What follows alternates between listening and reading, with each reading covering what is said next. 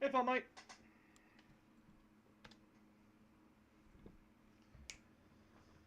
We're just waiting for people and Chris to get on. I'm going to ask them what they think about owls. You go ahead and do that, buddy. Go ahead and do that. That's what makes you happy. You do that. Also, I got a haircut. My hair is short now. Very short.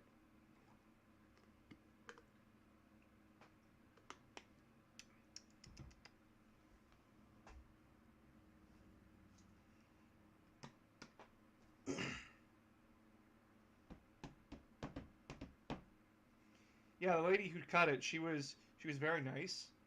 Very nice to me. Why are you paying for drink up? I'm refreshed. I don't want to drown. Buddy, I'm okay. My voice is not hoarse and rough and getting everywhere. Unless it is. Am I sand? Oh no. I never stopped to think if I was sand.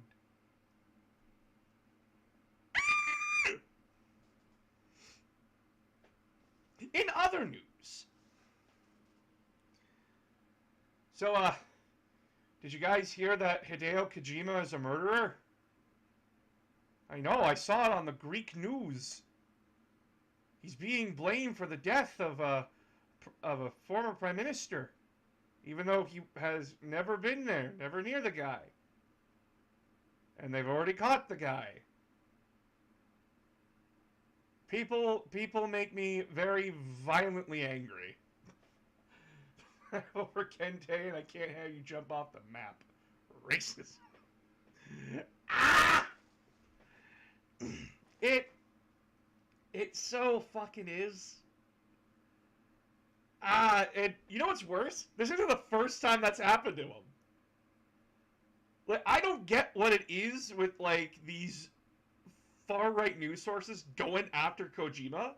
Because they went after him over Death Stranding, too. Because he had, like, the fetus that Norman Reedus has in that game, like, as like, a statue, right? Like, it's a statue from the game. And he's holding it with one of the actresses from that game, I think. And they just, like, look at this fucking weirdo who immortalized his dead child. And it's like, the fuck is wrong with you? Europe is very racist. Where do they think the U.S. and Canada learned it from?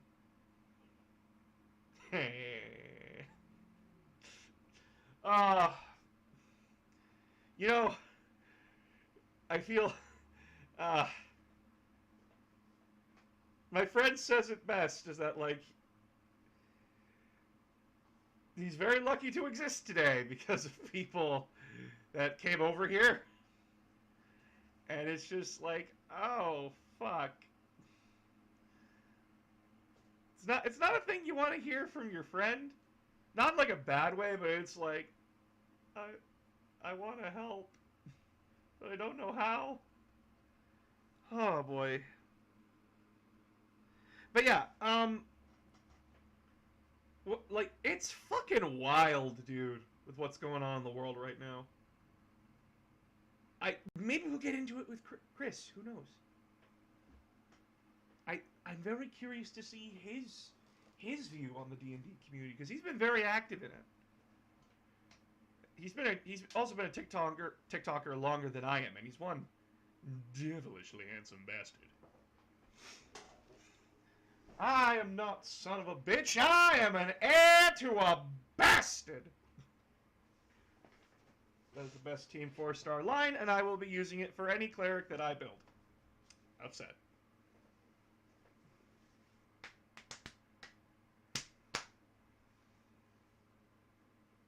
You know, I should just have, like, Mario Party music in the background. That'd be so much fun. Has he ever shapeshifted into an owl? I don't know, but you can ask that when we get to questions. Remember, keep your questions to yourself until we start the questions section of the conversation. I have stuff to do today, so we'll probably miss the questions. Robot, how dare you have a life outside of me? How dare you have a healthy social life outside of me? You should be watching my videos 24/7. Nah, man, that's cool. People's got lives. That would probably be the copyrighted Mario Party. But everybody else uses the Mario Party music. Why can't I use the Mario Party music? That's what the doodly doo doo doodly doodly doo doo doodly doo. I literally just woke up. Lose sleep, consume me. I am a terrible fucking person because you're small. I'm not small. I'm 5'11". I think. I don't know if I'm 5'11" or 6. Waka waka. Waka waka. Exciting.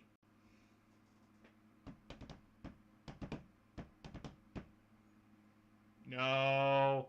No, none of that. We extinguish it with Gatorade. Bad. Fucked up the camera.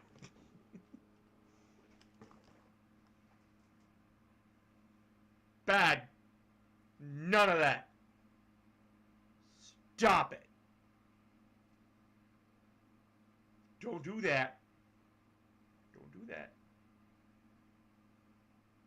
Well, well, well, I came just in time. Glad to have you. We are just waiting for them. They have said that they are taking a hot minute because they're just running some errands. Which is fine. Do I consume Fomite too? That would be cannibalism, and I cannot condone that. Eating the rich is one thing. Eating our fellow minions is not. There is plenty of food. Do not eat the minion. Do not. Don't do it. I'll be very cross with you if you do. Stop looking at his thigh like it's a juicy New York strip steak. Don't do it. It's bad for your health. No, seriously, did you know that cannibalism is actually bad for your health? I learned this from my friends, and I wish I hadn't. Oh, I'm Waka's boss. What? We eat the rich. We don't eat fellow minions. What the fuck? Why do you want to eat fellow minions? That's gross. Don't eat minions. That's horrible for your health. I have arrived just in time. Definitely didn't see it on YouTube first. Oh. Good evening. Hello! I am very tired. I have been just ranting at the screen. Chat. How... Ah! I am very tired. I am a discount future Santa. You said to consume you, and I just woke up. I said consume media! Consume media! Not me!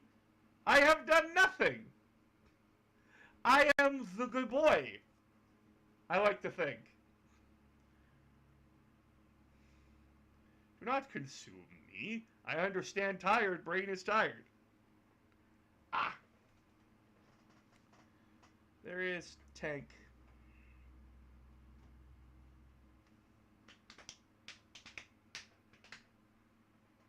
Drink, good boy. Don't call me that. It's funny when I say it. It's weird when you say it.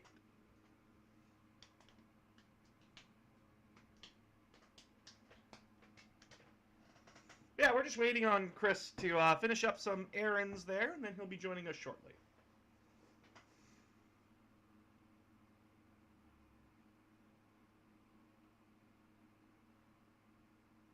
But you said, yeah, I said I am. That's me saying. You are my sugar daddy. At this point, probably Shadow is. I won't think about that. Anyway. So we're going to be talking about like all sorts of different things, such as D&D, tabletop gaming, other shit. Probably some things that are going on around the world.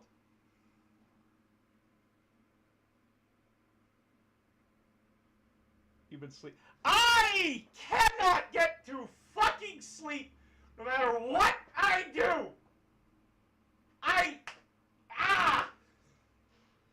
So, get this. I am dead tired. So, like, by all logic, I should just go to bed, collapse. No, I lie in bed, my brain go brr. And I'm like, what the fuck do I have to do to get you to stop going brr? It then responds to me, go for a run. So I go for a run at 11:30 at night around my block, which I've gotten very familiar with. I had to do that 3 times to be exhausted. And even then, my brain was like, not good enough. What happened to your profile picture? Oh, I changed it. I got it updated. I've been doing stuff. But yeah, like, I just can't get to sleep.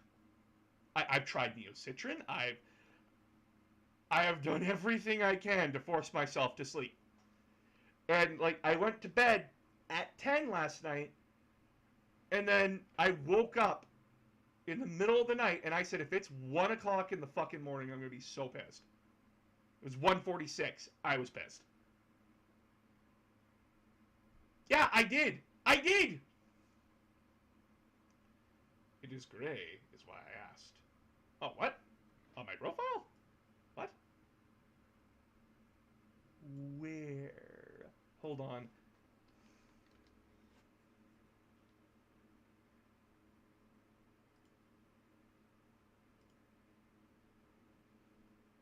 Excuse me? How dare?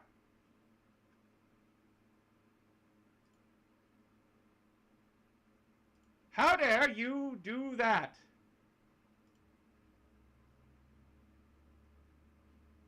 Publish.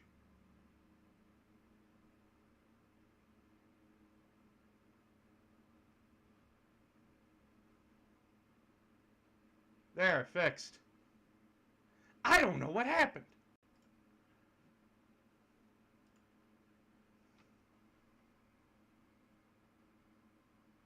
Yeah, I don't know what to do about that.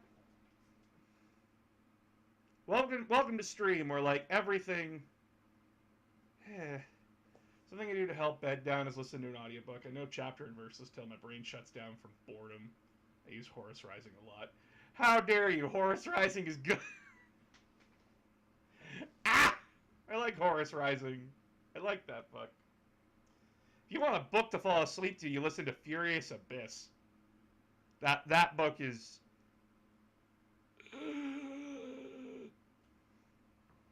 Guys, we gotta stop the Super Ultra Death Ship. Oh my god, the Super Ultra Death Ship is a Super Ultra Death Ship. Oh no, it's a mustache twirling baddie. I love your content. Oh, thank you, Corpse Queen. Appreciate you. Unabridged? Yes! I'm weird. I also like the Star Wars audiobooks. They put in the sound effects of pew pew. Ah! Hello! Oh, I found you finally on Twitch. Yeah! Hi! Observation. This is a great opportunity for slaughter. I appreciate you very much. But yeah, this is but a form of spoiled dairy is banned. Oh. Yeah, that's not me, that's Twitch. I was the one that mentioned your profile picture on YouTube. Ah! Yes. I fixed it!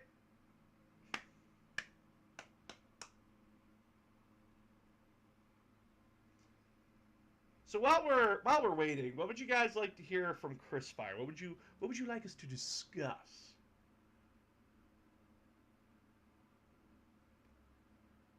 You ever heard of the Mistborn graphic audios? That's some actual excellence. Plushy Deadpool? Yeah, there's a plushy Deadpool right there. Pointing at it. And no, I haven't heard of Mistborn. Look that up quick. I got.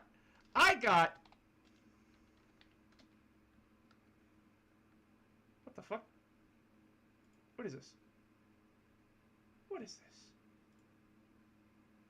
Who is this shoeless wonder? Why does she remind me of so many other characters?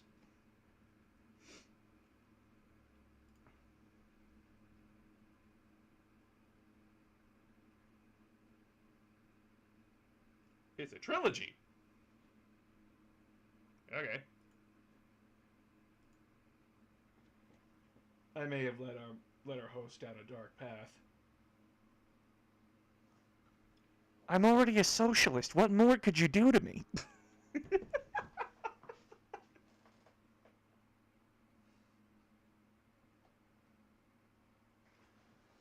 I don't know, maybe just ask if they're into Halo or comics and see where it goes. Preach. Yeah, so... One debt to society later. Mama, thanks for the sub, buddy. I do want to get, like, Bionic... I do want to get Planet Buster back on here along with Socialist. And, like, talk about... Observation. This is a great opportunity for slaughter. Oh, you beautiful man. Thank you so much for the follow. Yeah, I do want to get them back on here, especially you Socialists, to talk about, like, games and such, because I'm kind of a nerd, if you hadn't noticed. I got my likes. Like, it's on the shelf. Though I've never played Dishonored 2 before. I've only played Dishonored 1, and I suck at it. I suck at stealth games. That one face they make where it is horrified, interested, and confused at the same time. I know you like D&D. Oh, yeah, I love D&D. What if Galactus from Marvel Comics tried to eat a planet taken over by the Flood from Halo? Galactus turns everything into antimatter. So, like, it wouldn't work, because the Flood cannot survive being turned into antimatter. So it wouldn't infect him, I think. I missed D&D. Oh, are you unable to play D&D reliably? It means we didn't wind up covering the Callisto Pro. Fuck! We didn't cover the Callisto Pro. Ah! Ah! Talk about a game I'm excited about. Fuck! Ah! No, I want to get people back on here to talk. Like, oh my god.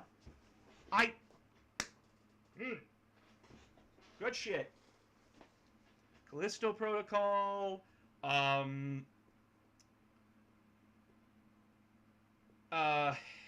Dead Space. I want to talk about Dead Space because I'm a nerd and Dead Space lore is like a guilty pleasure of mine.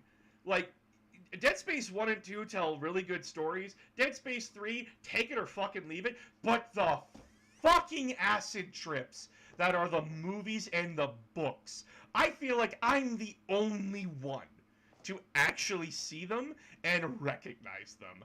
They hurt to watch. But they're so bad, they're good. Dead Space has movies. It has two. Dead Space Downfall and Dead Space Aftermath. Aftermath is a direct sequel to Dead Space that bridges the gap between 1 and 2 and explains how Strauss gets involved. It is glorious early 3D. Oh, it's great fun to watch. It's basically an anthology movie where it's like going through different perspectives. And it's done in different animation styles too. It hurts. It hurts. And I love every moment of it. Dead Space Downfall is a very poorly animated film. The new Halo show or movie, whatever it is it good? I haven't watched it, so I don't get an opinion.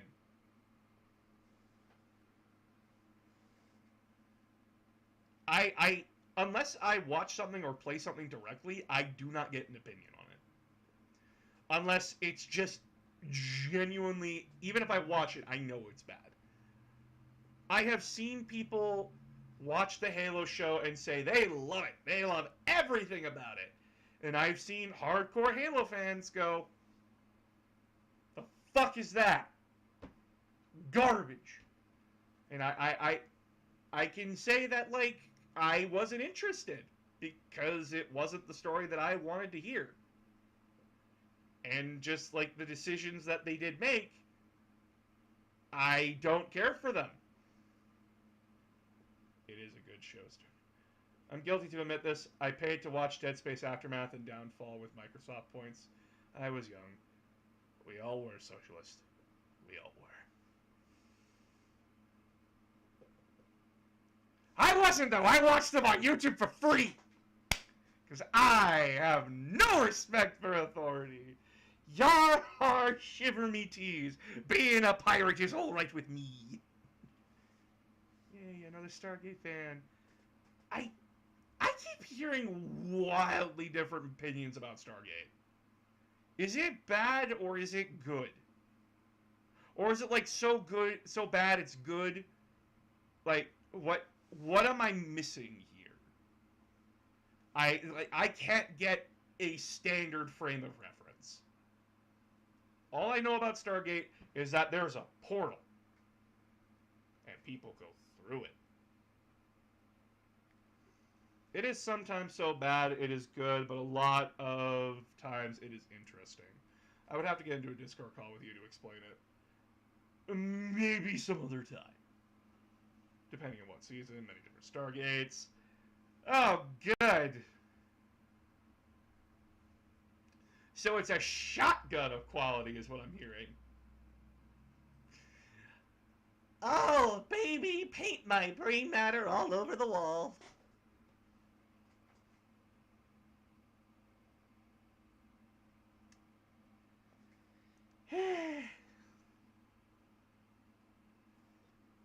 So I gotta ask, for those who have seen my my two recent videos, the Horus Heresy, both of them Horus Heresy, what do you guys think of me both tearing apart the meme? By the way, I consider it a win if I'm tearing that meme apart, and people are like, "Stop it!" And I'm like, "No, your meme is boring. Make a new one." Toaster was funny. Horus did nothing wrong. Is not. And then there was the Malkador one, which I kind of want to do a series on.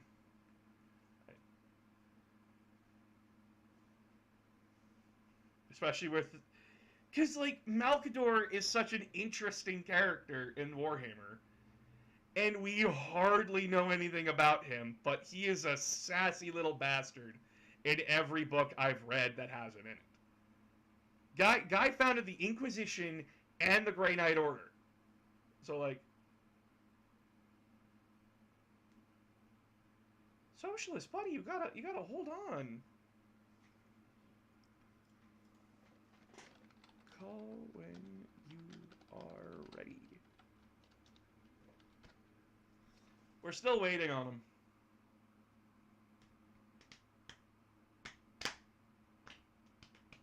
Hydrate.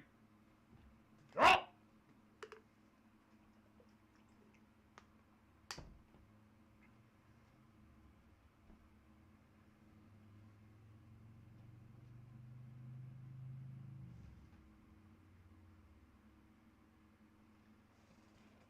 In other news, Elon Musk has gone back on his bid to buy Twitter. Everyone's response? Called it.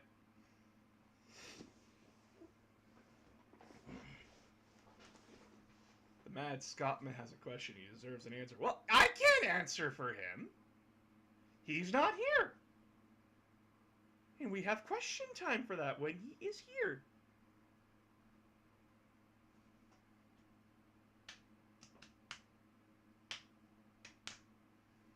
But yeah, like, the Dead Space movies are fucking wild, dude.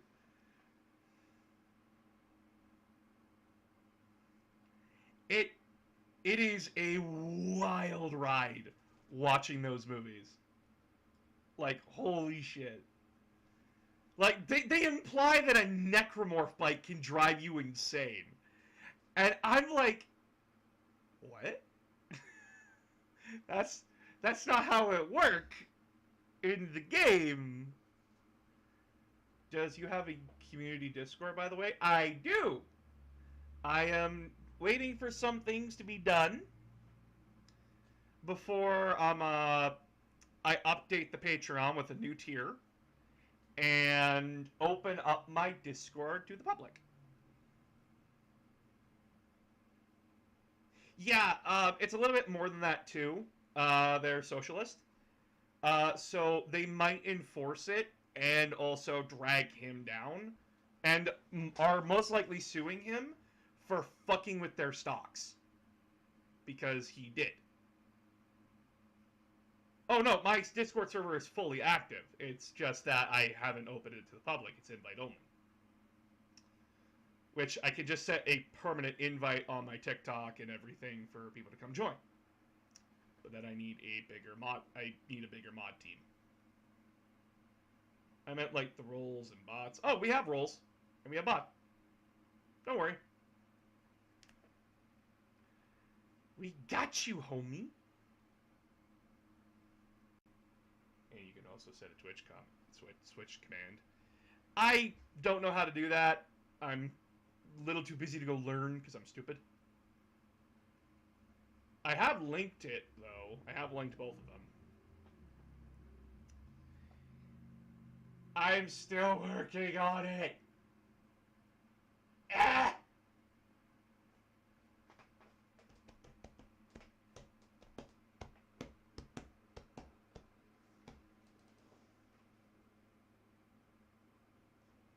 I got a lot of books.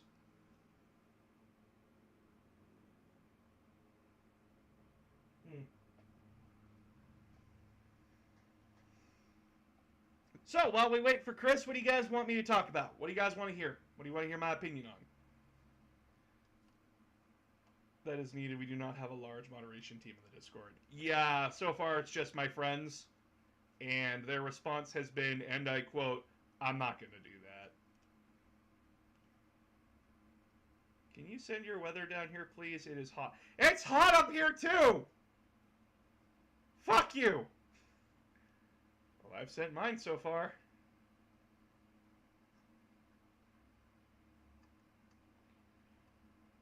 We are expecting a large influx of people joining. I'm not expecting a large influx. I'm expecting a decent-sized people. Because remember, my Discord number technically isn't the number that I say that it says it is. Because it's dumb. It has to. Buddy! It is summer out there! I know it's funny to say that we ride polar bears into battle, but Snowball is currently back in the Arctic. I cannot do this. That's because I banned it. Canada has summer? Yes! We also have the other 3 seasons. And I thought you rode mooses. No! No! Here's the thing. We here in Canada are terrified of mooses. Because they are dangerous, and they are very, very scary. Australia is cold. Want to flip the earth? It's a Game of Thrones rules, though. At least you have most of the fresh water on your continent. And none of you fuckers can have it. None of you. It's for us. Us only. Maple leaf syrup for life, motherfucker.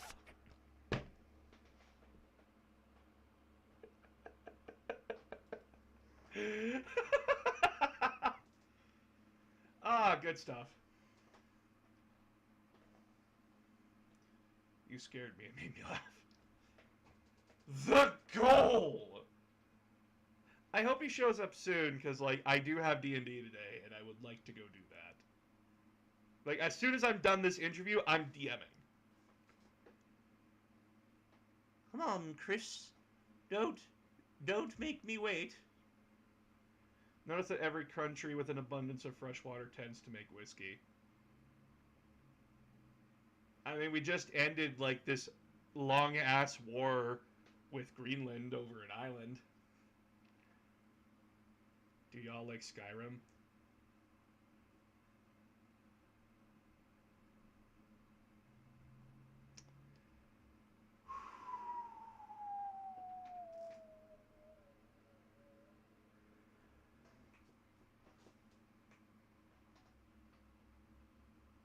Forgive me for saying this. Forgive me. I think Skyrim is one of the most boring and uneventful RPGs I've ever seen in my entire life. And that's coming from someone who loves Celtic mythology and lore. Skyrim is fucking boring!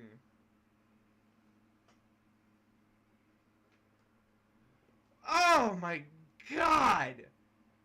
It is so boring! And you can't win in Skyrim. You can't. You're always the asshole unless you stay neutral. I don't like fence sitting. Fucking Nords. The Stormcloaks are absolute fucking bastards. All of them are fucking barbarians that just want to cut off heads and call it a day. They have no long-term goal. They're fucked.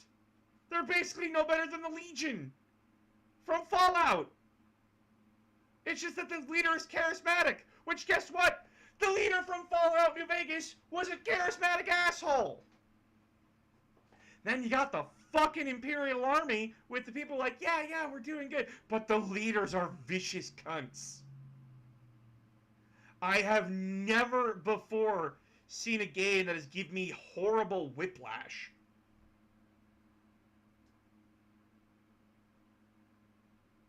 Yeah, but here's the difference. I wiped my Brotherhood of Steel out after joining them and taking their shit. That was my whole goal for joining them, was to destroy them from the inside out. And then everyone's like, well, why don't you join the Institute? Fuck the Institute. They'd sooner use us as human experimentation. I made Liberty Prime to wipe them out. I joined the Railroad. Oh, cool. People, again, with no long-term plan. There is no winning in these games. You're fucked either way. It's okay in Fallout New Vegas because you can do things to help. Well, it's only for the follower. That's fair. I wiped out the Railroad because they were just being a nuisance to everybody. And New Vegas is the best Fallout. I wouldn't say that. Mostly because, like, I haven't played the other Fallouts to really get an opinion.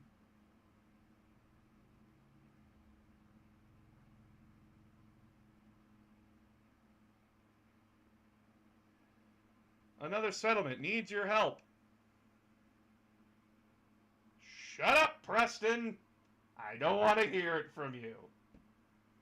Because everywhere I go, it's always another settlement needs your help. I kind of like the element of you can't win. It adds to the bleakness of the wasteland. And that's the point, right? Like, you can't win. Humanity's fucked, no matter what you do. Our time in the sun has ended. Praise be the nuclear fire. Good shit. It has been 30 goddamn minutes. What is this, man? I think you could help long-term and stop being a wasteland too fast for more games. You can only do a little better each time. If Bethesda makes games where you can't win, then does that mean you lose in Starfield? Probably. Why do you think I fucking hate Far Cry so much?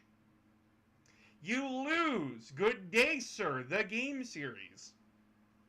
You can win most of those games by doing nothing. Far Cry 5 is the worst example of this. You walk into this fucking cult's church, the church leader's like, go on, arrest me. You can choose to leave. No game, leave. I hate that. I fucking hate that. Not to mention the absolute non-fun I had with that game's controls. Oh my god.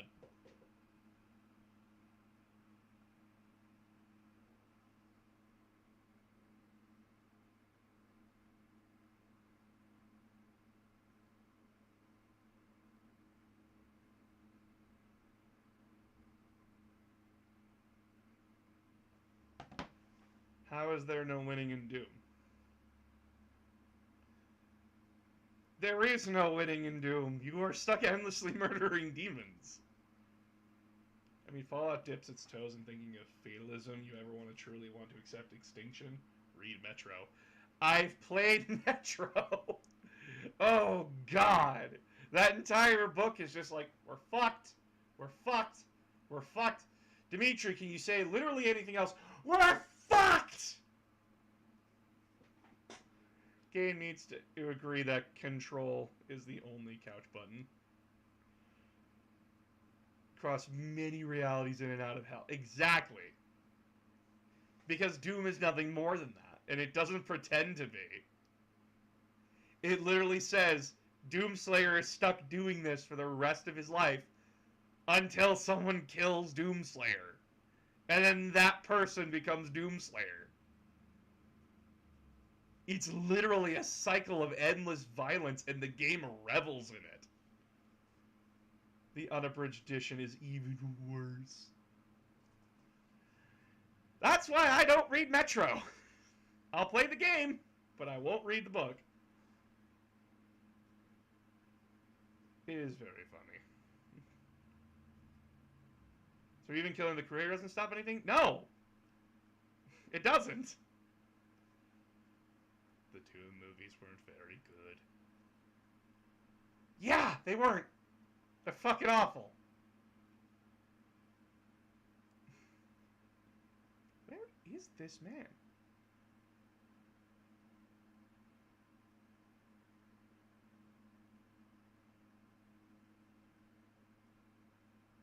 It is past 6. His time. And we agreed. 6 o'clock his time, 4 o'clock my time. There's more than one Doom movie. Yeah, there was another one. It was just as bad.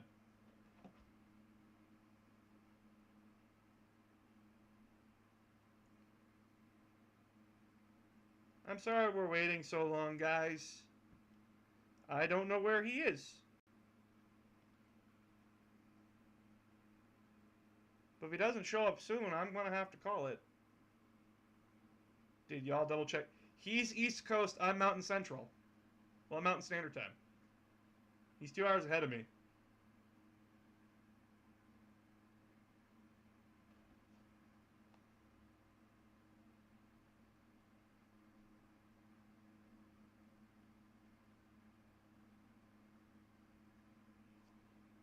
I hope he isn't dead. I am in the middle of the U.S. More or less. Cool.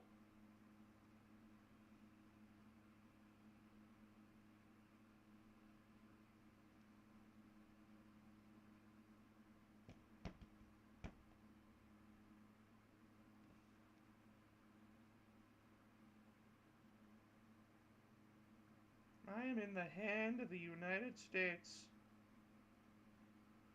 Oh, speaking of the United States, I saw an ad for their Space Force. Like, what the fuck? I thought that shit disappeared. Aired when Trump left. But nope. That's still a thing.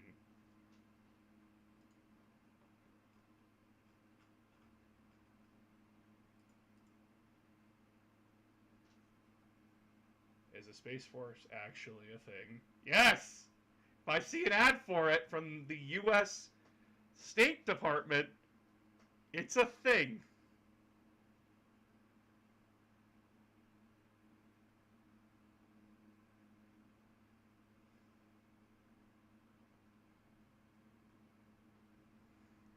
Hey, listen. Mars is open territory, dude. What are the Martians gonna do? I see like 5 every day on YouTube. Lay oof, bud.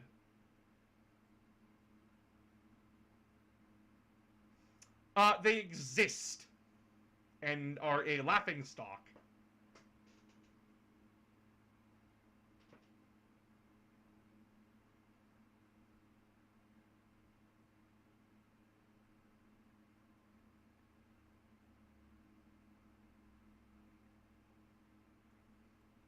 What if Mars was originally Earth, but we killed it and moved to Mars? Well, then we got a lot of fucking explaining to do about what we did to the fucking dinosaurs. And, like, how, if we came from Mars, where's all of our cool space stuff? We would have found all the cool space stuff by now.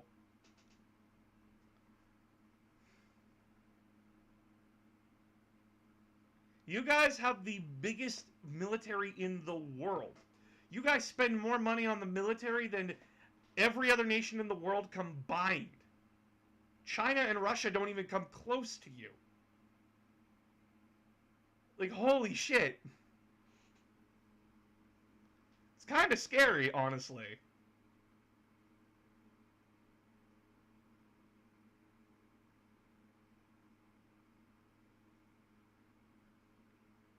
The U.S. only... You guys don't even have a good military.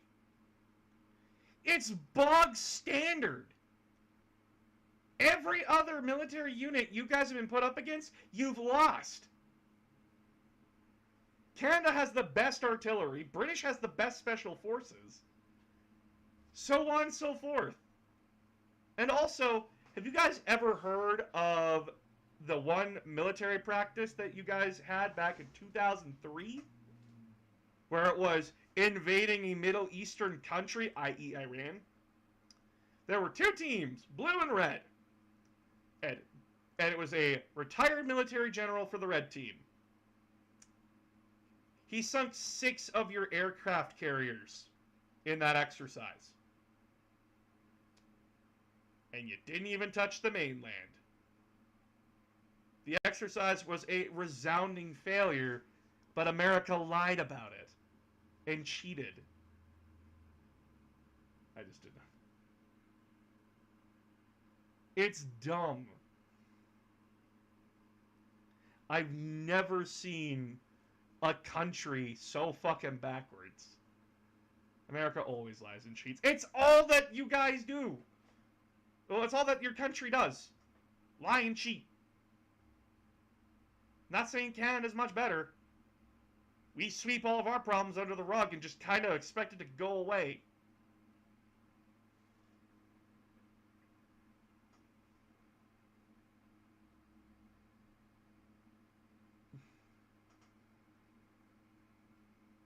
Because they don't call the ones they lose a war.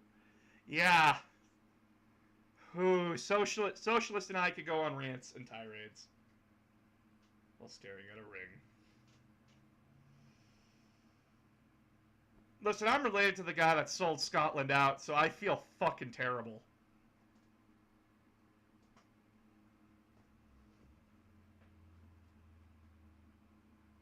But you guys have way more freedom. We do. We do have way more freedom than America. It's because we aren't asinine about it and actually understand. We also don't brainwash our children from, like, day one that your country is great. We say that Canada is okay. We talk about our history, but we aren't, like, sucking it off. At least from what I remember. As I was going through school, I was taught about everything. Yeah, some things were simplified down for a child's mind, but we were kind of fully exposed to that Canada wasn't perfect. In fact, I remember learning about the residential schools in grade 7. That was a fun time.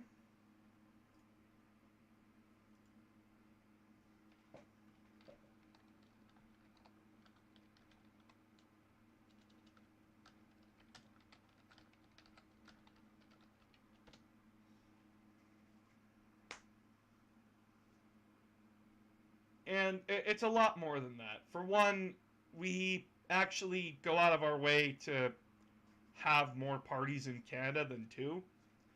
Secondly, we don't let a lot of things that America does stand. Fuck, you guys have a shooting, we ban guns. Most of our shootings actually are from America.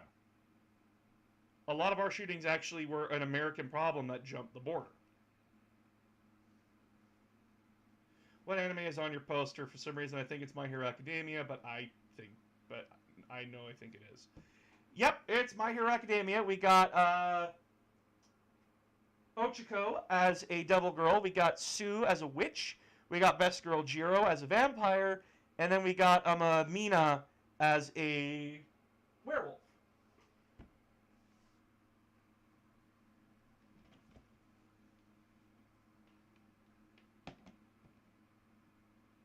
That is cool. What about when it comes to current affairs with native tribes? Yep. Oh, fuck, how we treat the natives is fucking terrible.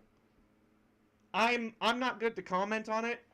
I am the kind of person that if I do talk to a native American, I shut the fuck up and listen.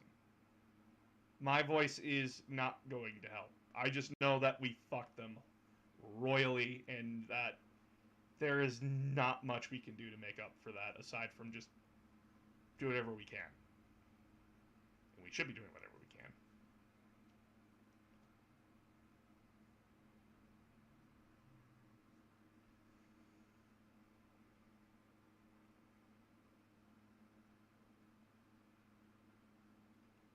And it's not the fact that we don't care. It's the fact that there's this unspoken hostility. And to be fair, from a colonized position, I would be very, very fucking cautious around people like me if I were there in their shoes. I do not blame them. Plus, how we continue to lie to them. It's an abusive relationship, and I do not blame them for being mad at us.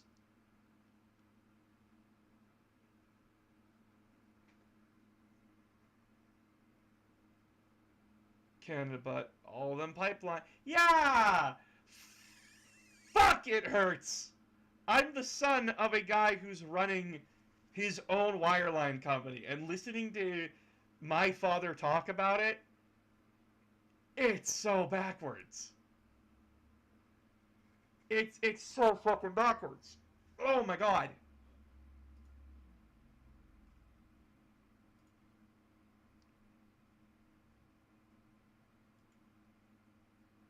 I hope he hasn't, like, just decided not to do it.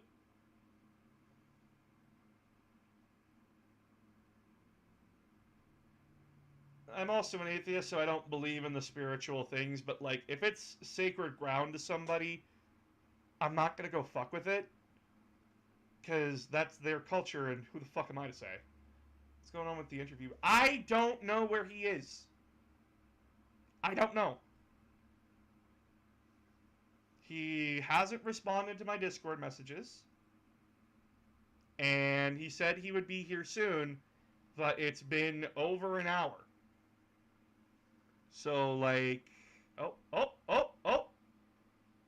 His thing went to do not, it went to the yellow. He's saying he's idle.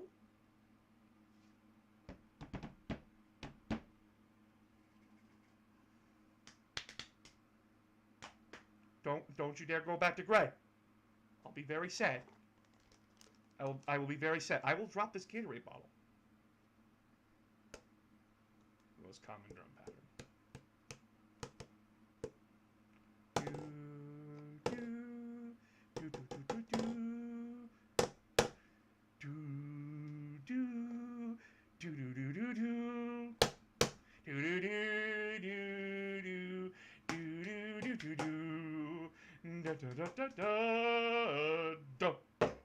Shit. through that. Come on, Chris. Chris.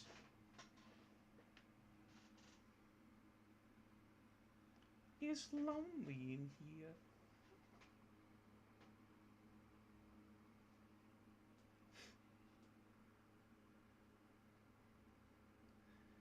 So how are all of you doing? How are all of you? Because I am existing.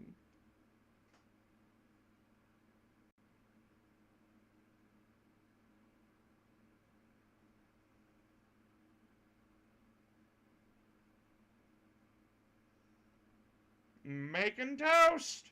Butter and toast!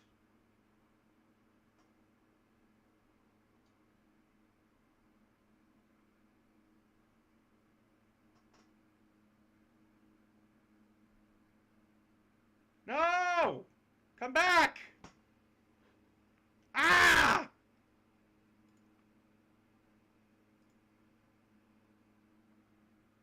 I am pet sitting my parents' dog and she does not like fireworks and they keep waking me up at night. Are fireworks still going off? 4th of July is over by 5 fucking days!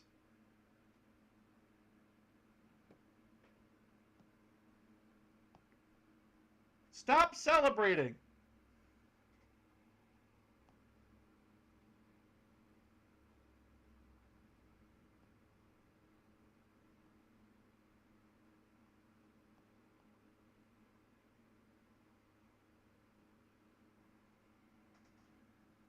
It's America. Yeah, well, you guys don't have much to fucking celebrate in, like, the next coming months, because you might just lose everything.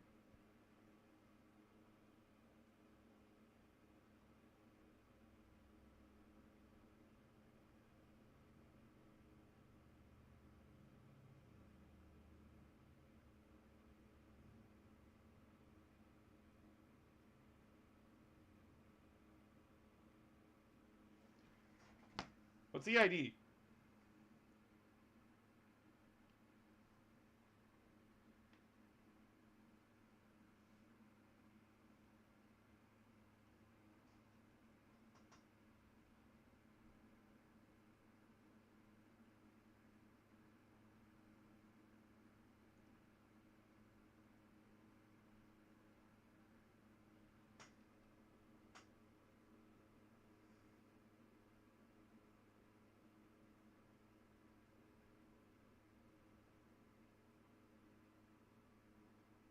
Eid, it's the end of the fast. Oh, okay. Good to know.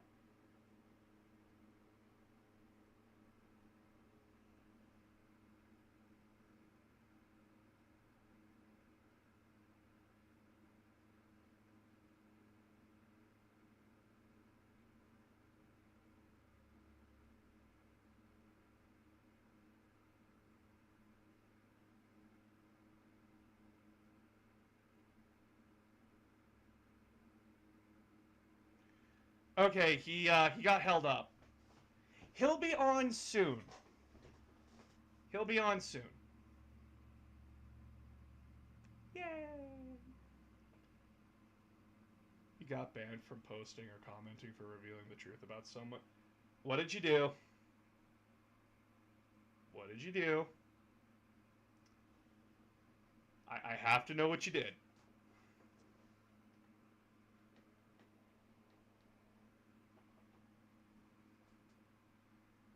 I'll be right back. I'm gonna go fill up my thing with water. Type out what you did! I'll be right back! Don't go anywhere!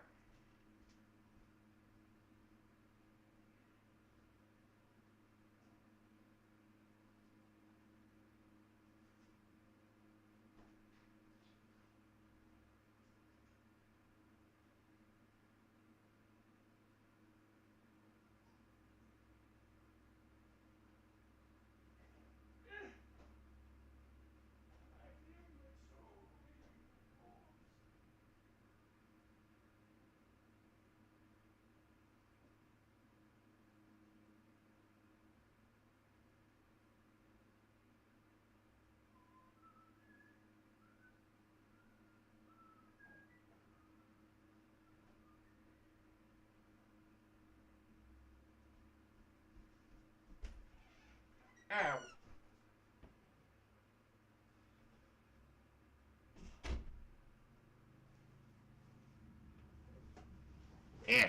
I'm back.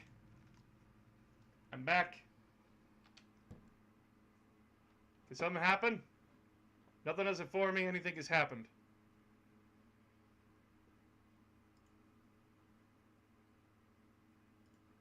My stream didn't go down.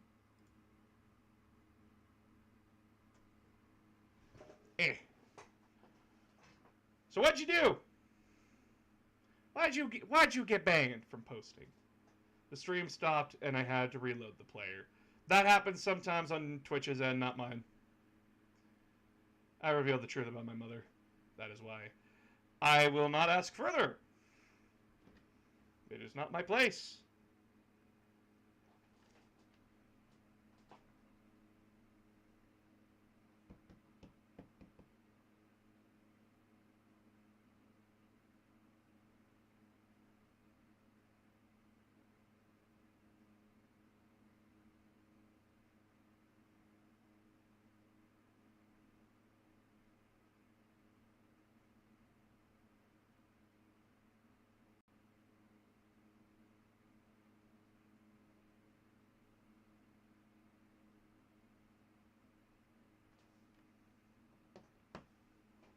No. No.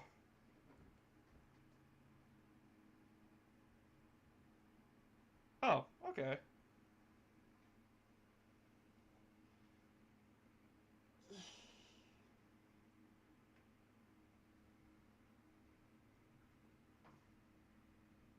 Yeah, Chris will join us soon. He's just unloading his van.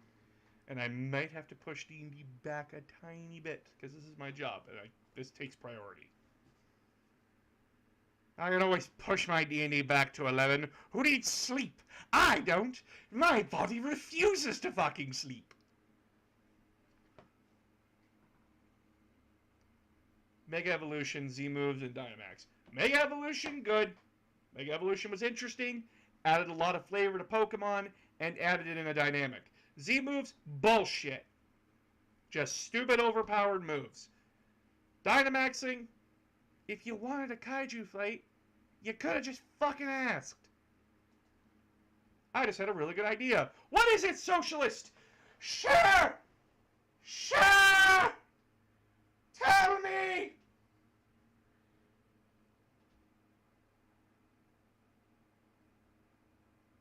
I haven't even posted Dave the Minion content in, like, weeks. Maybe even a month, I think. Nope, I have no idea what to do with them because, honestly, the world is so fucked right now, I don't want to comment on it. There's nothing that I can comment on. Is he still alive? No, he's in the closet along with fucking, Franklin the Necromancer. They're stuck in the fucking closet together. Until I can figure out what the fuck to do with them. Because I don't know what to do with them. For serious. There is nothing... I don't have any jokes right now for them. The world just sucks.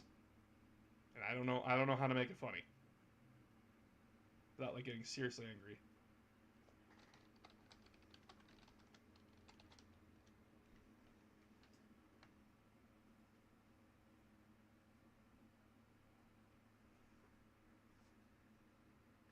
I've been wanting to get people to generate some interest in my D&D series, and I just thought of a new one. Oh, okay.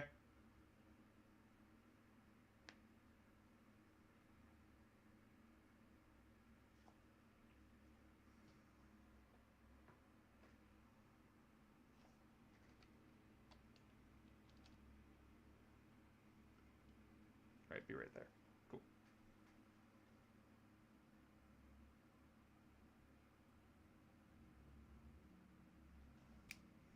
Based.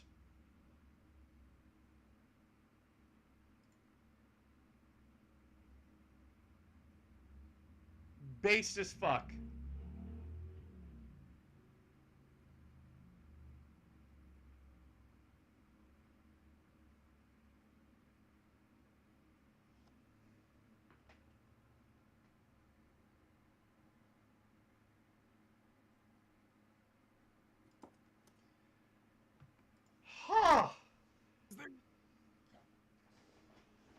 finally, he lives. I do live. How are you? I am tired, sir. I have not slept in several days, and it's terrible. I feel that. Well, not necessarily the slept in several days thing, just the exhausted thing. Kids are driving me crazy. Though I am extremely ecstatic because while we were shopping today, I was able to find 4 copies of the Rise of Albaz or the Albaz Strike structure deck for Yu-Gi-Oh. Ooh. So I'm going to cannibalize these to make a deck to play with some friends. Because I'm building out a certain deck, or what kind of Eldritch deck, and I am currently waiting on cards to get in for that, and this will finish everything out. And then I can actually play and keep up with Yu-Gi-Oh friends. I gave up on Yu-Gi-Oh a long time ago, even though, like, I have my collection right behind me. Yeah.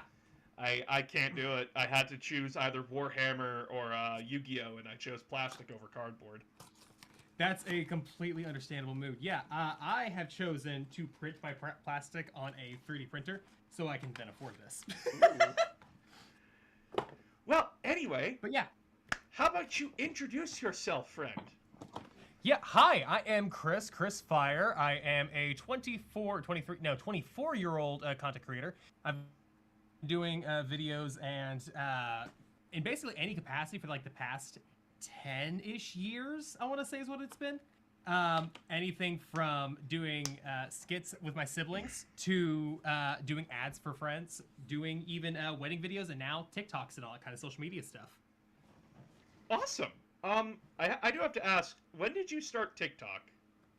I started TikTok in February of 2020. I started just before the pandemic. My cousin and my wife had been asking me for months to download TikTok, and they're like, "Hey, you do a lot of. It'd be a lot of fun to have you on here. You could do a lot of cool videos." And I'm like, "Okay, yeah, that'd be cool. That'd be cool." Anyways, and I just wouldn't until around May, or no, not May, February, and I got really bored one day. I said, "Fuck it, fine. I'll go ahead and do that." Question: how do you feel about cursing, real quick? I do not care. I have been swearing like a sailor all night. Just wanted to be sure and everything. Just wanted to respect you and your platform and everything. Nah, man, you are free to say whatever you want here. Sweet. But yeah, so after that, I got really bored. I said, fuck it, I'm going to join TikTok. I started making TikToks of basically anything. I did the whole typical like TikTok thing where you get on, you start doing sounds like everybody else, you start lip syncing, and I was not having a lot of fun until I had a couple D&D videos pop off, which I've been playing D&D for I think like 6 months at that point. And I got super into it really fast. And after I got really into it, it just kind of compiled and snowballed from there. All right. So, now I just want to get into like topics about D&D because yeah. So, I caught your video. I was made aware of you through just scrolling through your TikTok, and then I found Squallin, the squirrel. Yes. And I have to ask, where the fuck did Squallin come from? Honest to God, here's exactly how this went. I'm sitting there. I am DMing how would you call it? I'm DMing a completely homebrew campaign. This is my first campaign, and this is also why I say everybody shouldn't homebrew for the first campaign. Mine was. It had so many problems, so many, not necessarily plot holes, but just like problems in narrative that my party just wasn't having a lot of fun with it. I was trying to railroad them too much, like soft railroad, give them choices, but they weren't really choices. They were more like, in what way do you want to... BioWare way of doing things. Exactly, which is typically how I like doing things anyway. But it was like, if BioWare did it in such a bad way, you can see there's a railroad, but you think that there's like ghost options to your left and right. And it just wasn't a great time for everybody. I mean, they still like playing with me now, and I'm one of the DMs for them still. So I'm like, okay, it wasn't horrible, but in the middle of that, they ended up going to the Feywild to go through a story arc. And around that time, one of our coworkers had finally gotten off night shift, and she had joined us for our D&D games. She'd been wanting to play for a while. We had played together for a little while, and then she got shifted over to night shift, and everything just kind of fell apart there. But she was finally able to come back. She had a new character concept she wanted to try out. She wanted to do, your typical moon druid. But she was like, hey, could I, instead of doing moon druid, could I do the Way of the Wildfire? I'm like, okay, yeah. She's like, I still want to do like whole animal transformation thing. I like their fire spirit and everything, but I would like to turn into what do you call it, creatures still. I'm like, yeah, mechanically that still lines up and everything. You just won't be able to like, you know, do all the cool things moon druids do. She's like, okay, perfect, fantastic. So in like the first handful of sessions, they end up making their way to a upper Fey city, and as everybody's going about doing their thing, 2 party members go to meet with the High Court, and the rest of them say, you know what, we're gonna fuck that up. We are going to mess everything up if we do go. So we're going to stay in the main city. And they had, you know, their townie episode. That druid, she decided that she wanted to go to the park. She wanted to see if she can't find some animals to talk to. All right, no problem. This is going to be just fine. She gets to the park, starts looking around. And while she's looking around, I say, hey, yeah, you find some squirrels. And they are currently in what looks to be a standoff with some small pixies. And she's like, really? I'm like, yeah. All right, well, she gets up closer to there, and she starts listening in and starts seeing that it's a mini gang war / standoff between 2 squirrels and 2 pixies. She sides with the squirrels and, like, basically shoos the pixies off. After that inadvertently started what we had found out later on would be a full-on gang war between pixies and squirrels. Yeah. So how that ended up going about was, while everybody else started doing their own thing, we'd cut back and forth to Georgie and all of her kind of stuff that she was doing. And every time that we'd jump back, it'd be like a massive time jump, basically. So we kind of ruled it that squirrels just advanced a lot quicker. Squirrels and the pixie, like those days, were much shorter for everybody else. So their, what would you call it, cultural expansions and cultural advancements were super fast. So over the course of one day, they went from like small like gang violence to full-on armies and like soldiers, regiments, and training and generals on both sides. Holy piss. Yeah, exactly. So after that session is over, I'm like, shit, okay. I started playing. I started thinking, like, how can I do this? Okay, so straight up, that next session, we came in, and the rest of the party's like, hey, we want to take our section on the back burner for a second. We want to see where this goes. I'm like, oh my god, you guys want to give it the spotlight? And they're like, yes, we want to see where this squirrel thing goes. All right, so for most of the session, it was just squirrel bullshit. And they ended up having like a small battle. The fire druid decided that she took fireball and everything. So I'm like, okay, yeah, I saw that one coming. Because in the UA, it had fireball.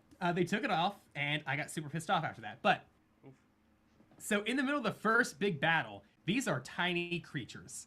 We had figured out it was like 4 pixies per 5-foot square or something like that one. And we planned out the battle map, and she's like, there's 4 per square, right? Yeah. And there's about 50 squares right here? Yep. I am going to fireball on my turn.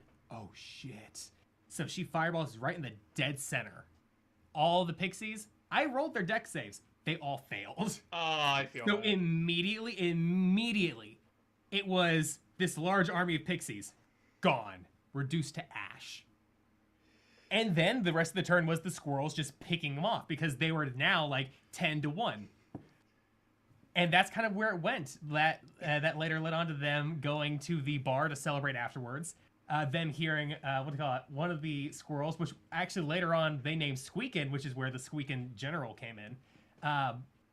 She elevated Squeakin' to General, and she started giving them commands and like how to run the army and how to run like this new like squirrel democracy. Democracy, she called it. And then our history major friend just sits there and he's listening. You're enacting Stalinistic policies. Ooh. And we're like, what? And he's like, no. Now, everything that you're putting in here is very reminiscent of Soviet Russia. And I'm like, oh my god. Stalin, squirrels, what? Everybody died. Everybody loved it. And they just called her Stalin at that point. So, like, her name just became Stalin. And it was funny. And that's kind of where it went off after that. There was an attempted coup, which was very quickly quelled. The party members, one of the party members tried to stand up against her and was destroyed by an army of squirrels. Oh, God. Yeah, seriously, like everything in the Squallen saga up until, I think after Robohand died. After Robohand was taken care of, which I think was like in the end of like officially episode 1 or arc 1 or whatever I called it. Everything there is actually what happened. Like there's very little embellishing what actually happened between the parties. Because that was just our group. It was such an insane what I called basically like an insane LSD trip of a party is what it was. Shit. Yeah. So when you were telling that, all I could think about is that either the Pixies or one of your party members was just pulled the Rick and Morty joke where it's like, "You fucked with squirrels, Morty! You fucked with squirrels!" That's the... This actually happened like a year or 2 years before that episode came out. So when that happened, that became the biggest meme. Like, we just started sending that squirrel thing to Georgie all the time. That thing lived in our Discord for weeks, and she hated it. Like, she loves it because she still actually wants to come back and play Squallin' later, whenever she's able to, play with us a little bit more again. But yeah, it was the funniest thing because that came out before then, and afterwards, I'm like, shit, this is gonna be hilarious. And then after that, we started doing I just started doing the skits, and everybody's like, "You fucked with squirrels, Morty." I'm like, this was not directly inspired by it, but I cannot stop loving this. So it was so good. We had a. So I have to ask, what do you know about Warhammer 40K? I know almost excruciatingly little. Most of the stuff I do know about Warhammer is almost entirely from the memes. That orcs are basically what do you call it? The world's best jerry riggers because they will make anything they want. Humans are basically if it's not expected, they're gonna do it, and that's like the extent of I know. All right. That's about it, honestly. It's been one of those things of like I don't want to say I've wanted to get into it because I've done like zero research into it, but it interests me enough that like if my friend group had a set, I would play with them. But I refuse to actually put the money down myself without any of my friend group joining me. No, that's fair. We have enough cardboard crack things as it is because we all play Magic, we all play Yu-Gi-Oh, and we all play D&D. So, well, yeah, I agree with that. Like I said, it was either cardboard or plastic crack, and yep. I chose my baby, and like I think I showed you the picture of that Horus Heresy box set that I bought. You did, yeah. That was $400 for Jesus 54 Christ. For 54 models, a core rulebook, 2-inch sticks, a bag of dice, and pie plates. Jesus Christ. And, I mean, what do you call it? Seems like it's a worth the thing because that's like an intro to the hobby, isn't it? Oh yes, it is very much an intro to the hobby. Essentially, so Warhammer has its own version of like a D&D kind of game. It depends on which game you're playing. There is the Fantasy Flight RPG modules, and the now the new one that came out called I can't read it from here. Wrath and Glory, I think it's what it's called. But basically, for a while, me and my friends played the Fantasy Flight ones. And in Fantasy Flight, you could play as the Black Ops kind of super soldiers, where you all hail from like different chapters of these super soldiers with all these very wildly different cultures and everything. So you could be like the staunch Roman kind of Marine, or like the emo goth guy who hangs out in the back and has no friends.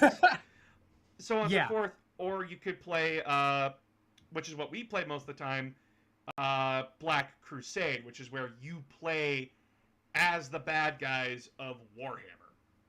Yeah. And, are we the baddies? Huh? I said, are we the baddies? Are we the baddies? Yeah, this was no mistake. Like, 40K is grimdark to a comedic extent. Like, one of the classes is called Flesh Shaper that you can play in that game. And that is literally like, do a toughness test or fail, and I could turn you into a fucking chair. Oh my god. It's messed up. It sounds so cool, though. Oh, it's sick. If I could actually gather like a few of you for Black Crusade, I actually would. But that would be so cool. It's a D100 system too. Uh-huh. So it's basically the lower you roll on the dice, the more you succeed instead of the higher. So there's a few. I ran a tournament in that game, and essentially it's an in-canon tournament called the Blood Games. And essentially what it is that a tyrant, like a main character from the game, from the lore, Huron Blackheart, runs this massive tournament where essentially you bet your Chaos Warband against other Chaos Warbands, and you go into this no holds barred cage match. Oh my god. It is last man standing wins. Uh-huh. You cannot bow out either. Like, if you try to leave, you're just shot. What? Yeah, you will just die. And the party is sitting there like, okay, so we have a warband of like 300 Marines and 50,000 cultists. So like, what the fuck do we do? Who the hell do we send in? And I'm thinking like, oh, they're probably gonna send in like the Alpha Legionnaire, who's like all sneaky and stuff, or like they're gonna send in their actual fucking tank. No, they choose the guy who's the only human in their party, and they just kind of throw him to the wolves because they're like, well, he hates Marines anyways. Yeah. It was such a shit show. That is fucking brutal. It was. I had 20 guys in this field, all of varying strategies and everything, and I couldn't roll. I couldn't roll below a 50. And yeah. It was comedic to watch as like this one hulking guy who has given himself to the blood god, as I describe it. His armor is chains. His mask is a skull. He has an axe the same size as him. He's two-handing it. He goes to swing at our tiny cultist boy. Crit fail. What happens? Oh, his axe drives down into his own leg, and he chops it off by accident. Oh my god! Yeah, they actually have a table for fucking up. Okay, I'm typically not a big fan of fail tables, but it's something like that that is so fucking good, okay? It is, and this was just the norm. And, like, it's only if you crit is that they have those tables. It's only if you crit. And it's because their system's just so different. Yeah. And our cultist guy was just like, oh, is he still alive? Yeah, he's still alive. He's just in a lot of pain. Melt a pistol to the face, which is basically getting a volcano to the face. And that was the whole fight, is that, like, these guys who were like, yeah, that's a weakling, let's get him. Crit fail, fall over. And it's just... It is so hard to try and make, like, this epic thing seem really good, and then like your rolls are just like, nah, blood, this is just the comedic moment. Windows XP signing off. Pretty much. Now I do have to ask, yeah, go ahead. How do you deal with like things that like just go way out of control? Because that campaign that I did, it got wild. Yeah. Honestly, I am a very much of an improv DM. I tried that first campaign I was telling you about. I don't plan a whole lot after that. Mostly because my planning of everything tends to be like super like specific and hyper, like, okay, they need to find this item and they bring it on this quest, and so super specific that I'm like, this just isn't gonna work. Especially for my party. Like for some of my stream games, like my Chaos Brigade game, they never get rid of anything. They write everything down. Like I have had Luana and Ryan message me after some sessions like, hey, is this relevant? Or hey, is this something I should write down? I'm like, yeah, you should write that down. They're like, okay, awesome. And they'll message me occasionally and just like ask me things or like give me little details and things. I'm like, okay, sweet. So you're paying attention to these like individual like things. My main game absolutely does not. So when things go off the rail in the main game, in that original one, I just didn't have anything to do with it. Like, I didn't know what to do, and I almost floundered a lot. In the secondary campaign, after that whole, that campaign kind of ended and everybody was like, yeah, we're not really feeling this one anymore. I went to a much more improv route, and I basically took the idea of plan less and react more. Having a general idea, for example, like right now they're currently in Icewind Dale and they're trying to go through this trying to get to a meeting of like the 10 towns. In the last mission, they had decided that they wanted to go through this tower, see how much gold and stuff they can find, and basically just scrap this tower out and strip it for all that it's worth. I wasn't expecting that. I was expecting them to kind of go in and clear it like usual. I wasn't expecting them to kind of strip it through or kill not kill the NPCs, which were supposed to be aggro to them, but they're like, can we put our weapons down and try to talk to them? Like, you could certainly try. And then high enough rolls later, and oh yeah, hey Hot Fuzz, that's one of my players in that game. And then they're like, yeah, no, we rolled like a 27, and this person rolled like a 23. I'm like, you know what? I'll allow this. Let's see where this goes. Not immediately aggro to them. Doesn't immediately go hide in the tower.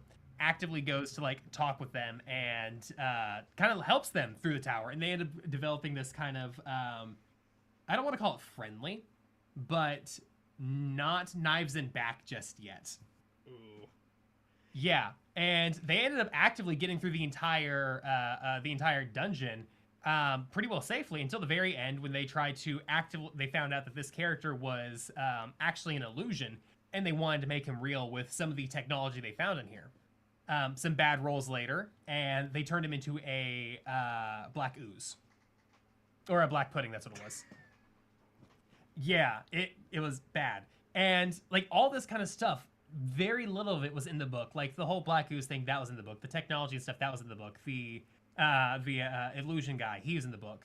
But the combination of things that they wanted to do or that they did do was nowhere near in that book. So it came up with a lot of letting myself be okay with not having complete control and just letting myself say, okay, I'm stepping back. What are y'all doing? What do you want? What is your intention / what do you like about this? And letting them speak out of character or in character and kind of give their own unadulterated thoughts without the worry of DMs trying to fuck us over.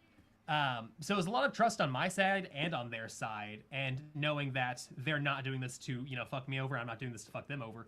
But we're all just trying to have the best time possible.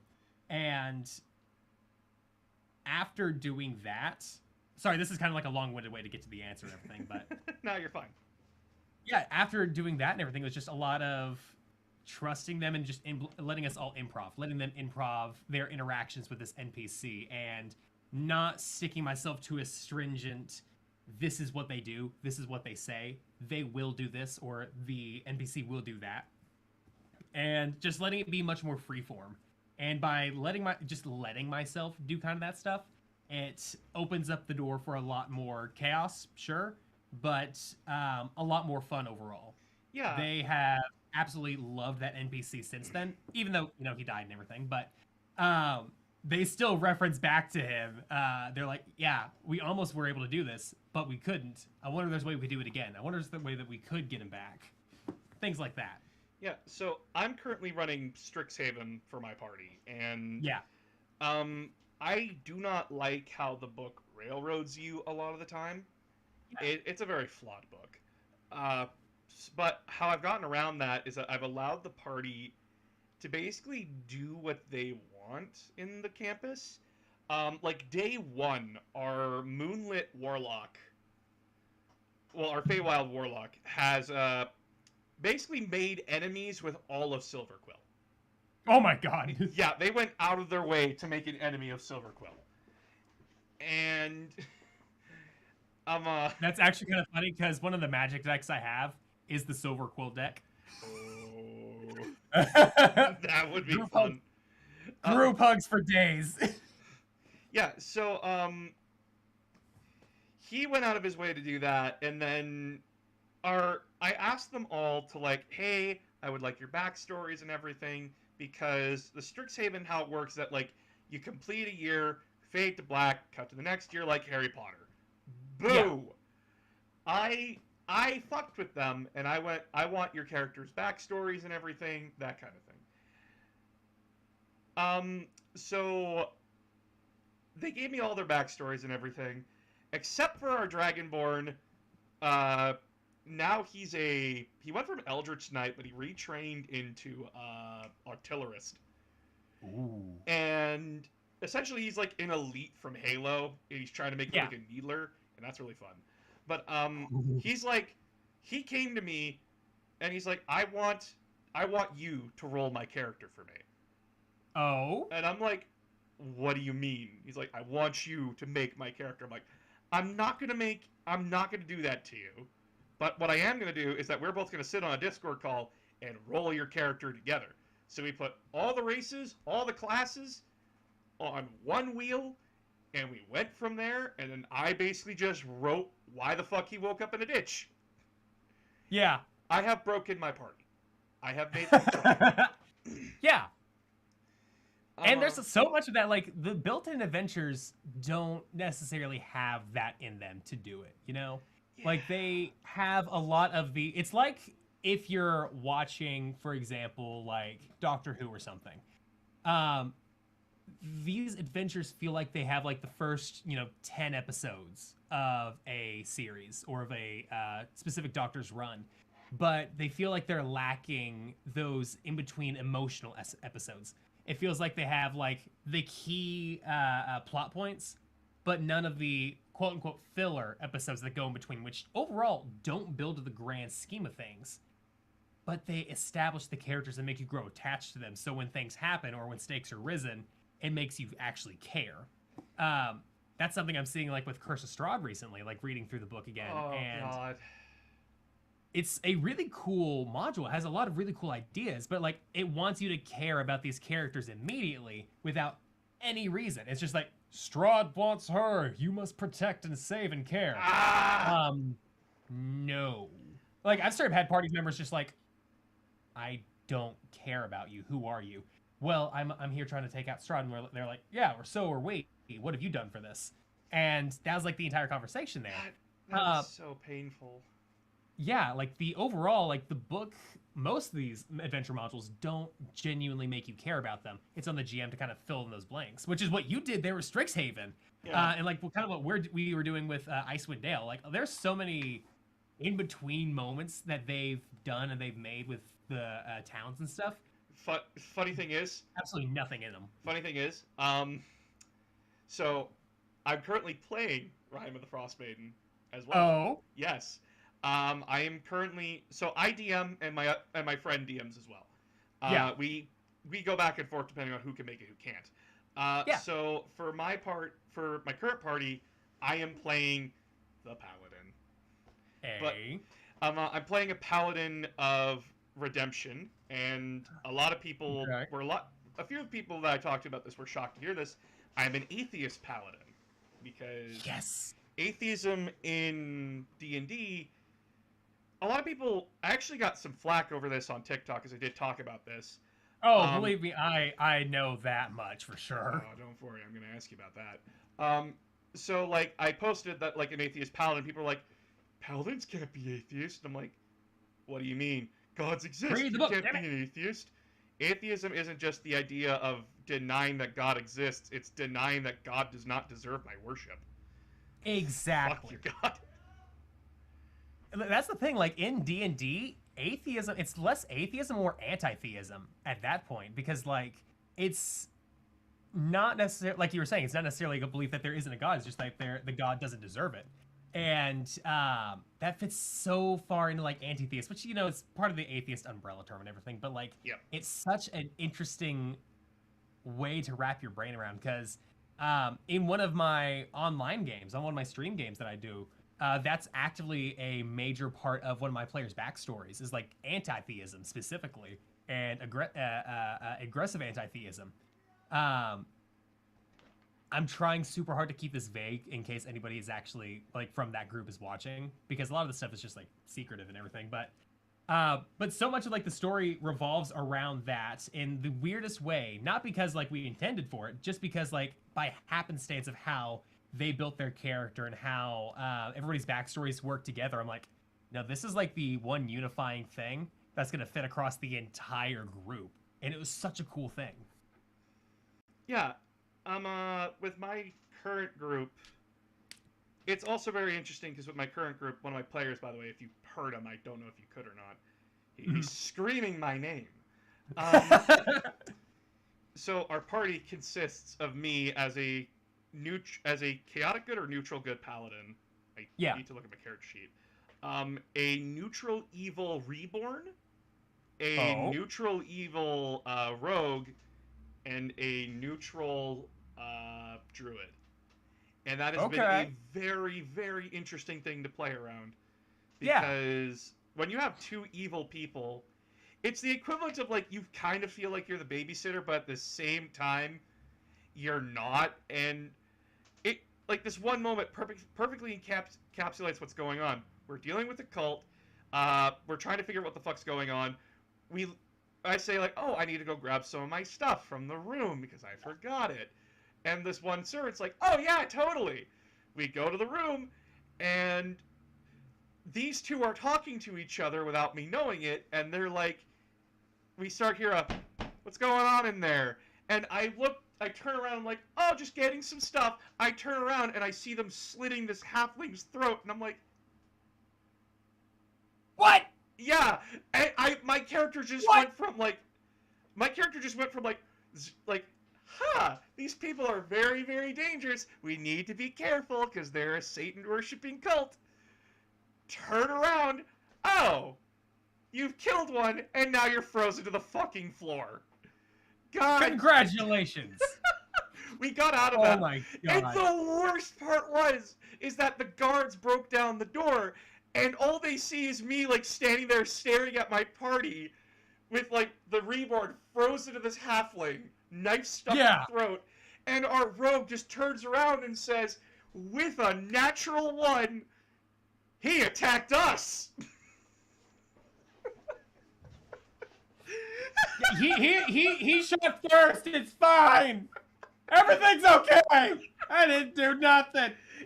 It was... Plead the fifth. It's so funny just how wild shit can get in D&D. Oh my god, yeah. And it fits even better considering your paladin's a paladin of redemption. Like, it's quite literally part of your duty to try to help this. Try to change them. Yep. So you can imagine my frustration.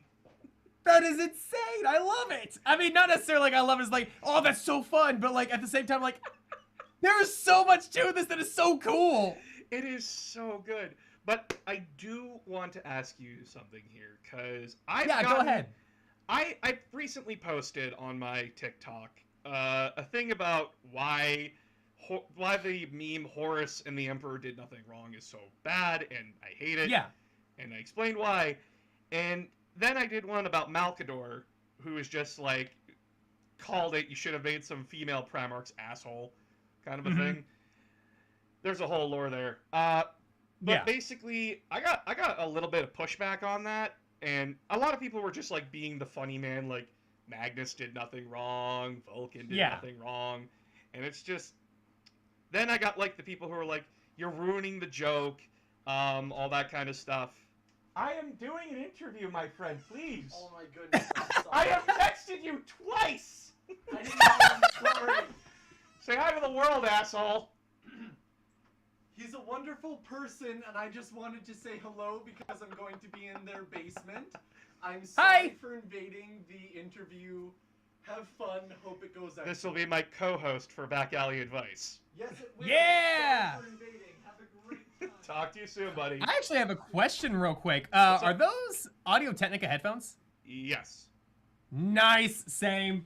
I'm running I think it's M40Xs. I don't know what mine are. I haven't looked at the number. Anyway, I gotcha. Audio-Technicas are just my favorites. I thought I saw the familiar logo. I'm like, yes. I did see. I have looked through your comment section a few times because like I like to post funny stuff in comments. Yeah. But I saw. Always love it whenever your comments pop up. Yes. But then there's I've gotten a few of these where I got pushback, and then I saw like on some of your videos where you've had an opinion. And there was some pretty nasty feedback. Oh yeah. Oh yeah. Go on. How do you feel about all that kind of stuff? Like, where do you feel like about the TikTok D&D community and everything? I feel okay. So in general, I'm going to take this in a couple stages. TikTok itself, I love TikTok, and I love the creator community. And it's specifically because everybody that makes videos here has a face. Everybody that makes videos has a basically a person behind it, guaranteed, and everything. And sure, every commenter is either a person or B, somebody that is putting on a persona and everything. But like, and even the same thing with like creators. Creators put on personas all the time. But at the end of it, it's one of those anonymity is the worst thing when it comes to people. And I have seen similar pushback to topics that I've gotten on TikTok as I have on Twitter, as I've seen on Reddit. And even like going down like the line to like green text posts on like I think it's r/green text D&D on 4chan, not 4chan, on Reddit. But it's Sorry, my in the co-host weirdest... has infiltrated my room again and is like crawling around like a fucking slug. Sir, sir, please, co-host. I apologize. I was just like, if they're editing stuff, I'd like to talk to them. They're not editing stuff. We're just talking on stream. Okay, sorry. Have fun. If this was actually that funny to you, please talk about it. Have a great time. Go be a druid somewhere else. Tell me what to do. I will spring from the floorboards, no matter what. Oh God. Everybody. Oh my God. Oh, he is a wild card, my friend. I fucking love that so much. So, back on track, and then I can talk about him for you. So, the reason why I asked this is that I have met a few bad actors on TikTok from the 40K community, and it's really depressing to talk to these people, because it's one of those things, like, at the end of it, nerddom in general has always been like a safe zone for people to fall back onto. It's been a safe zone to people that aren't, your conventional clique people could fall into. Everybody kind of finds their own community here.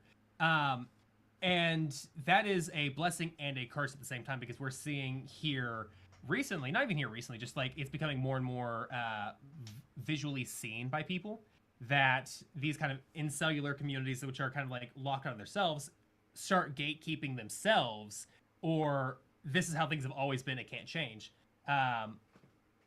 And people are a lot more likely to push back on these things if they don't have anything to risk. And that's why most of the comments that I get that are actively like antagonistic or attack ideas or are just outwardly racist, xenophobic, sexist, transphobic, or anything like that are always blank accounts. They're always accounts with either no content, just a generic username name, or they will be like Cameron Diaz 272. Oh, well, two of the most common names, put together ever. Brad Sherman, things like that. And enough of these people feel safe enough online because they are completely anonymous that they feel like they can post anything they want, and they don't get a lot of pushback in their own personal communities. Hell, I know exactly like what do you call it? There's a game shop here in my town that is extremely anti-woke, anti-leftist. Everything that turns the games soft is just for pink-haired liberals and all that. And then there's another one that's just like, it's not my job to tell people how to play their game. Here's your game box. Do what you want to do. Don't be a dick in my store. Yeah, we have two gaming spots here. The one I frequent is the one called Wonderland, and that's a very welcoming and homey community. We have a few people that are like that, but I've talked with these people, and they say they don't want like these things to change, but it's mostly just like that old kind of grungy mindset where it's like, no, this is how it should be. And it's like, get with the times, but they're not going out of their way to be malicious. They're just like, no, I want to play a game and have fun playing the game. That's it. And then they leave everything at the door. They come inside, they play the game, then they go back and be themselves outside. And it's just... And that's something I've seen a lot of people I've had discussions with on, like, let's just go, for example, the most recent controversy in regards to tabletop games that I've been a part of recently, or like have had discussions in, consent sheets and stuff for your games or D&D. Oh, and there's been a ton of pushback. And so much of it is, well, I'm not going to change the way I play my game to fit other people. And I'm like, okay, that's cool. Nobody's asking you to change how you play your game. Yeah. My question is, why do you want to include this topic? Well, I don't. Then why is it a bad thing that people don't want to play that game, that kind of type of game? Well, I wouldn't change my game if that was the thing. I'm not asking you to change your game. I'm asking you, why do you think that these people should suck it up and play with you forcibly versus go off. Well, I'm not saying that. That's not the point here. At the end of the day here, a consent sheet isn't a you have to follow every one of these things DM. It is the secondary stage, or it's the first part of session 0, in my opinion. It's a, these are things that I am not going to play with. Does your game have these things? If so, buy. If not, just don't do these things. Yeah. I have like 2 lines, 2 hard lines in any game that I do, or that I play in, and it's no harm to children, no harm to animals, because those 2 specific things are instant off limits for me. Basically anything else I'm okay with. Not that I necessarily like a lot of things. It's just like, I'm not going to be triggered by that. I'm not going to be upset by that. It's going to give me a vibe for how the game's going to go, you know? Yeah. So I used to, when I was younger, when I was like getting out of high school, going into college, Yeah. I used to be in that mindset. Like, Yeah. hard stance, that kind of thing, blah, blah, blah. And then I met my now fiance, and we started getting together, doing stuff a lot more, and they explained everything to me. Mm-hmm. And having that explanation helped me break out of that pipeline. And Yeah. I know exactly where they're coming from and when they're saying this. A lot of the people that are like leading the charge on this, they're just being malicious and vindictive. But a lot of other people, from what they understand, because they don't look into it, is that they're being forced. That like this is a part of every module, every game that's being forced upon them, and they don't get a say. But that's not what's happening. And if they actually paid attention, which is very hard to do in our modern day, is that, hey, this is an option, especially for Adventure League, because this was made for Adventure League, but it can also be used for anything else. And it's frustrating to talk to them, because I know where they're coming from, but I know they're wrong. And it just doesn't seem to like click in their head that it's like, no one is forcing you at gunpoint to do this. There is no like you have to. It is there if you need it, which a lot of D&D groups like my group, we don't need that because we're friends. We already know what gets under each other's skin. We already know what's going on. So we don't talk about it. In fact, our hardline stance is that we do not do things like, we never had this problem before in our lives, but rape, child murder, all that kind of stuff, that's just been the quiet rule of we never fucking do that. Exactly. We did have one moment in Black Crusade where we accidentally killed a kid, but that was because I was trying to show how fucked up this pay station was, and my brother, and this is when I was a new DM, so like this dad was like throwing knives at his kid for like a punishment or whatever, and my brother, who's like this big hulking space marine, walks up and he's like, "Hey, can I do that?" And this one old man is just like, "Oh yeah, sure, my lord, do whatever you want." Takes his sword, says, "I'm going to aim like right beside the kid's head." Crit fail, hits the kid. And that was as far as I took it. And from there on, I've never had that happen before because my brother was devastated. And it was wild. But yeah, so there's this really, okay, so I don't think, something a lot of people, like, unless you know me like IRL or anything like that, a lot of people don't really know this about me, but I want to say back towards like 2016, around that time, that's like when my political views started changing. I was recently just out of high school. I think it was like the year prior or that year. Yay! And I grew up in a very insulated evangelical community and everything, like very hard right Christian evangelical communities. Raised Catholic and Catholic and non-denomination. So it's one of those like, best of both worlds there. And that was the year that like I started working, started like actually meeting people outside of, church groups, and started meeting and understanding things. And at this point, my parents think I'm a communist, and I'm just like, maybe people should have rights. And that's apparently communist thoughts. But and that's like I completely understand where like a lot of these people are coming from, because you're right. It's like the idea and the belief that we're being forced into wokeness or anything. I'm like, no, It's just courtesy. My name is Chris. You call me Chris. My full name isn't Chris. My name is like a 10-letter word. Like it's Christopher, and like people call me Chris. I go by Chris because it's just easier for everybody to get across and get understood here. Just like mine is William, but I don't mind being called Will. Exactly. And like, especially when it comes to like games like this, like when we were talking about consent sheets, or like how Wizards is changing these things, it's not something that you're being forced into. It's just courtesy at least 90% of the time. Like, understanding what do you call it? Whenever Wizards started putting in all the new, all the racial changes and everything for like D&D, and how like, oh yeah, drows aren't innately evil anymore, orcs aren't innately evil. Why were they to begin with? Quite literally just goes back to old fantasy tropes. Where those old fantasy tropes come in, that's when people like to argue. People like to argue that, you know, these were never racist to begin with, when you can look back at these origins, and a lot of them really do. Like, what do you call it? Goblins being a simile for, not simile, a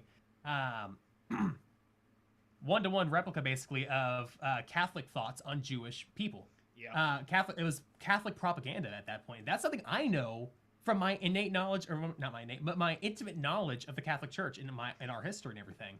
And like all our, they never called it propaganda. It was old time beliefs, I think is what they refer to it as. But it's things like that that are so inundated into our inundated. I can't remember the word.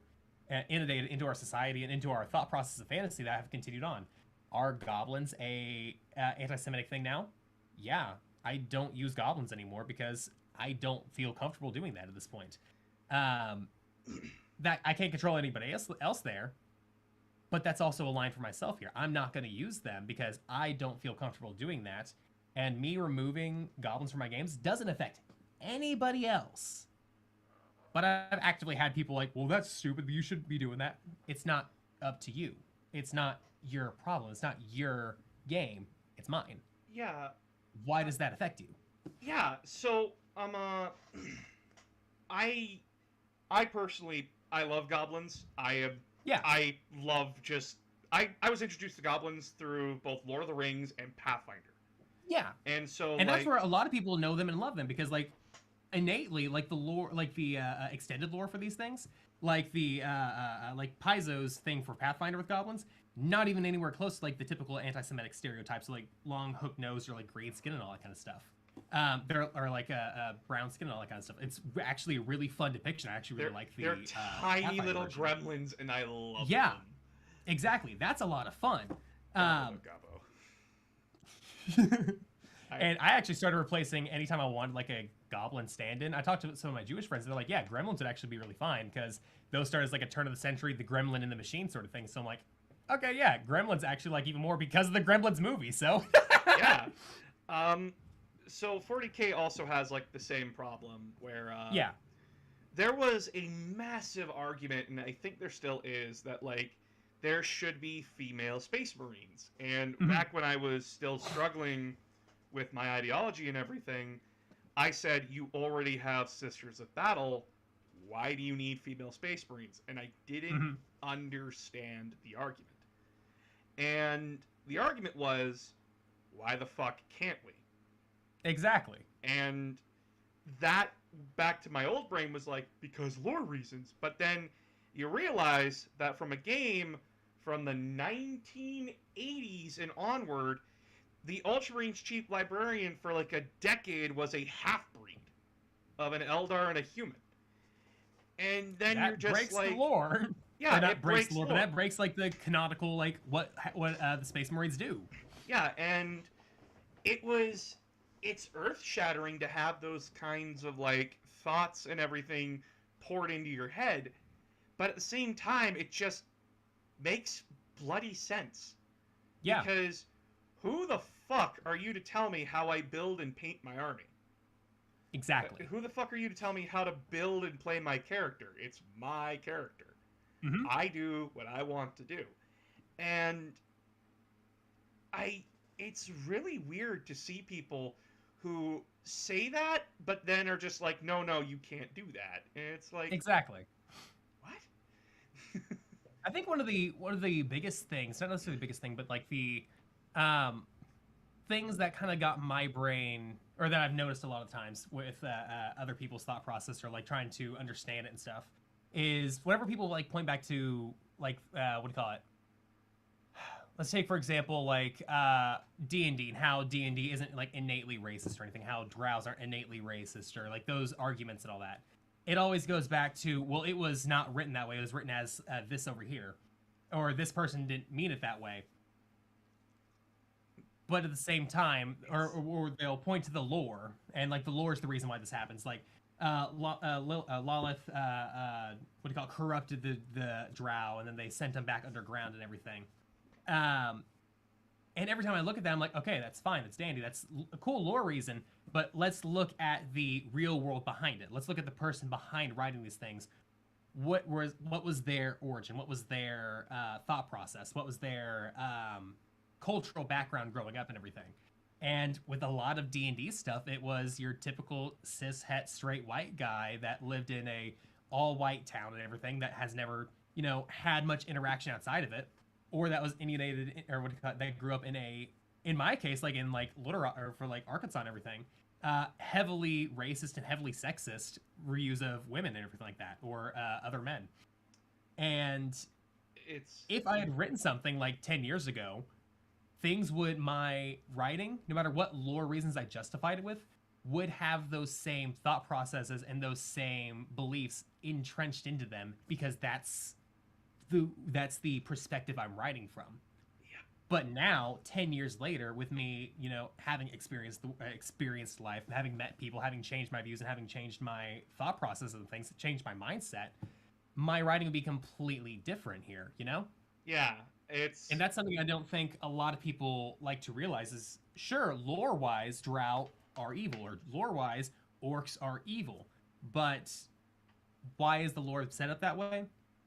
Who wrote it? When was it written? And what was their thought process behind it? What was their innate ideas? Do I think Gary Gygax wrote, or any of the further writers wrote orcs to be racist on purpose? No. Do I think that they are directly influenced by their own thought process or their own cultural biases? Yeah.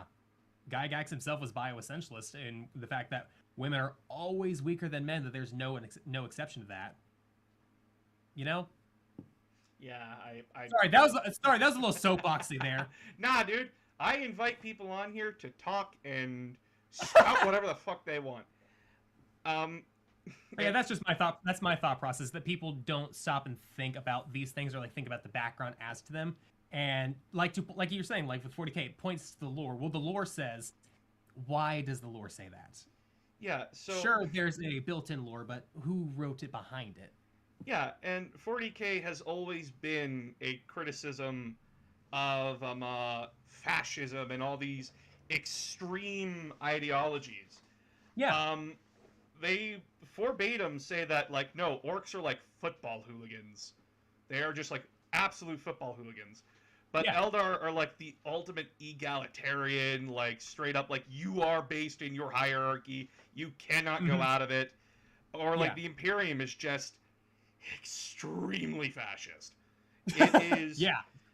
It is a fascinating world, and I love it. It's a good world, but at the same time, it's really cool, and like lets you really think about how these things would interact with each other on not just in like a country to country basis, but a literal intergalactic, interplanetary basis. Yeah, and like when you learn about like how all these things came together in the lore, or you're like, oh, so that's why they're like that. The orcs are literally a race that was developed by floating lizard people to go kill undead machines. And they just forgot to install a fucking off switch. It's that whole thing. But at the same time, you have to also be reasonably open to like, hey, these are some really fucked up ideals in here. Mm-hmm. And I talked about this with what's Big Fat Socialist and Planet Buster Music. Yeah. First Horus Heresy book, the Horus First off, Rising. love both of them. I fucking love both of them, by the way. Yeah, I know. I had them on. They are wonderful people. We have Big Fat Socialist Right? in here in the chat too. I love you, buddy. I told them about like the conversation that the main character of the book, Garvia Loken, has with a propagandist who is his best human friend. And he had like this whole invasion of this planet. This guy meets this one old man at the top of this like tower in this palace, and this guy just asks, why couldn't you have left us the fuck alone? What did we do to you? Yeah. And it's the whole argument of, do you let a child drown if like they're sinking or swimming? The fascist argument. And it was so wild to hear that, because when I was younger and I read that book, I didn't think anything of it. My brain was just like, oh, you go save the kid. No, like, you don't know why that kid is out there. You don't know anything about that kid. Unless that kid is literally screaming for help, you don't know the context. And that's what the book is kind of like subtly like, hey, get that through your head. And that is like the whole Horus Heresy, is that it's all these different things slamming together, and you have to be able to pick it apart, because one of the most fascinating characters in this universe is a character named Lorgar. He is a son of the Emperor. He is the guy that wrote the 40K Bible in canon. And this guy, holy shit, he is like, take all of the worst Christians from Canada and America, slam them into one person, and that is Lorgar. He can do so your average Catholic. Oof. Hey, I'm ex-Catholic. I can make that joke, right? Blood, you are fully able to. So this guy goes. He has to worship something. He has to put something above himself, no matter what. He starts worshiping his father like a god, because his father has like godlike powers, and his dad's an asshole. The Emperor's an asshole, and when the Emperor rebukes him, he goes to the Call of Cthulhu and says, verbatim, yes, Blood Daddy, yes, Plague Daddy, yes, Pleasure Daddy, and yes, Magic Daddy, do whatever you want with me, just so I can blame you for my atrocities. It is so horrible, because when you read his book, First Heretic, in the book, a demon is talking to him and tells him verbatim, so you know that ship, like, with 100 of your sons, like, 100 of your own Marines, along with, like, their mortal crew? Yeah? We're going to torture them. We're going to break them. We're going to possess, and only 10 of them are going to be left alive. It is, oh, yes, that's fine. Oop, did I lose you? Oh, there you go. No, I'm still here. Okay. But yeah, like, he just responds, oh, yeah, that's perfectly fine. Go ahead. It is wild to read that. And it's understanding the lore and all these messages that are coming in. And then, like, when you talk to people online about it, it is wild to see them defend him. Yeah. And I just go, like, I wonder if you defend Crusade. Yep, there we go. Yeah. And it's something I've always found funny. It's always everybody who's like wearing like a Templar, like shitty Templar cosplay, so like that in their profile pictures. Like hell, I love a good Deus Vult meme. Like it's the Catholic coming through. Like I always love a good like Crusades meme, and it's for different reasons though. It's like I don't like Crusades. I think they're stupid. I think the entire thing was a flawed idea of colonial expansionism or expansion. But like at the same time, it's a funny meme because I can poke fun at my past. Okay, so chat has been waiting long enough. Hey, chat, do you have any questions or anything that you want to ask? I know, like, a lot of you have, like, left to go do your own thing and such. It's a very small audience today, I'm sorry.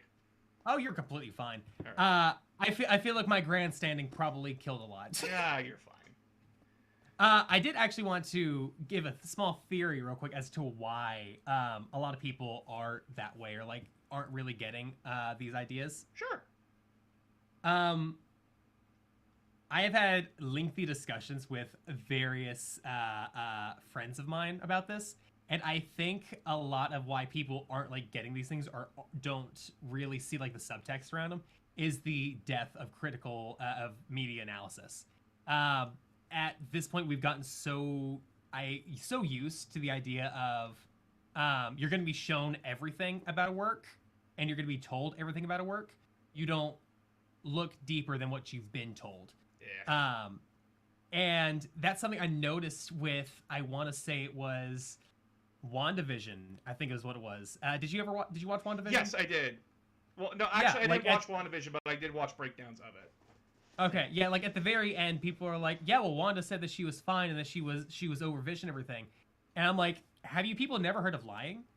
Yeah. You have the entire U.S. government literally standing in front of me, a superhero that you can tell is literally designed to counter your powers, and you don't think she's gonna lie her way through?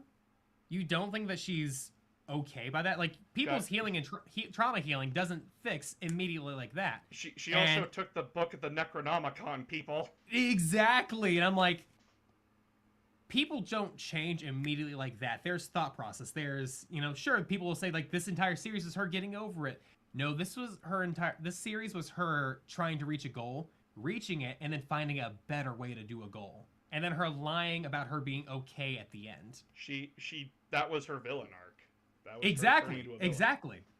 That's entirely it. Like, I watched there's Doctor that Strange. subtext. I watched The Weird Optometrist into the Universe of Fun Times.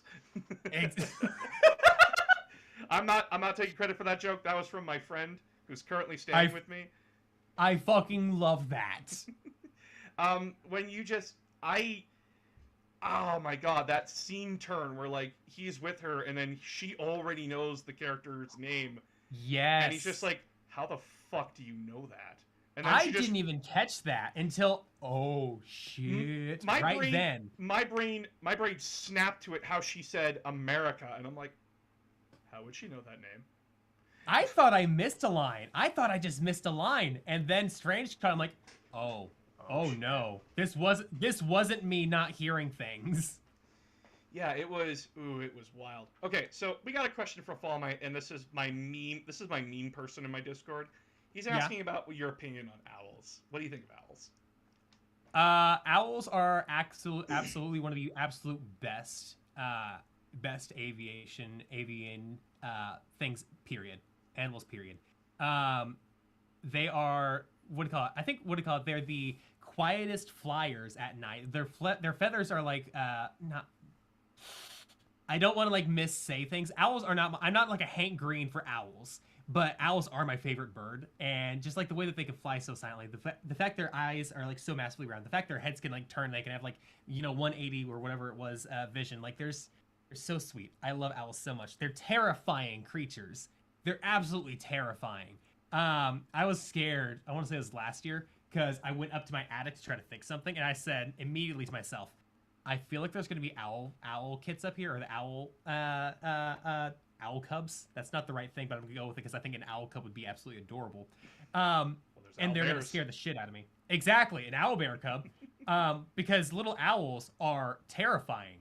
One of the first like jump scare memes I remember seeing on like Reddit whenever I first joined, like almost like 10 years ago or something like that, was like just somebody posting a video, then there's just like an owl, like the infant owls right there after he like sticks his phone into a wall, and I'm like, those things are terrifying.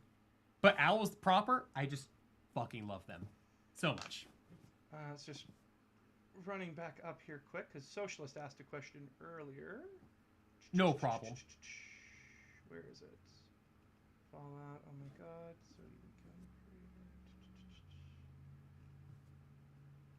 Where is it? It is, in fact, somewhere. It is somewhere in here. I will find it. Curb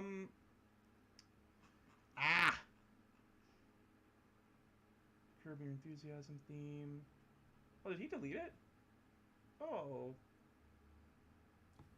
Oh, and one more thing on owls. Owls are also my favorite bird because they are my one of my top 3 cryptids with the Owlman. Top 3 cryptid ever, along with the Jersey Devil and the Mothman. So 3 very basic ones, but 3 just I can't help but love them. Yeah, I can't find it. Damn it. Why did you do this to me, buddy? Fallmite says he's happy now. So I have to Yes. ask, what is your favorite and least favorite D&D class? Favorite D&D class, hands down, Warlock. I absolutely adore Warlocks with my entire heart. Everything. I love short rest classes in general, but Warlocks are my favorite because they feel like they give me the most customization options because the invocations let me do literally anything I want. Eldritch Blast gives me the versatility of damage that I want. And in addition to that, the simple subclasses with, what do you call it, the simple subclasses that are just a very generic, oh, you have a pact with the devil. Oh, you have a pact with the fae. And very open to any type of deal possible. Whereas fighters are very, I don't say generic, because fighters can be anything you want, but fighters are very much like you learned your martial arts doing something, not your martial arts, but your fighting style doing something. Monks, you learned your martial arts doing something.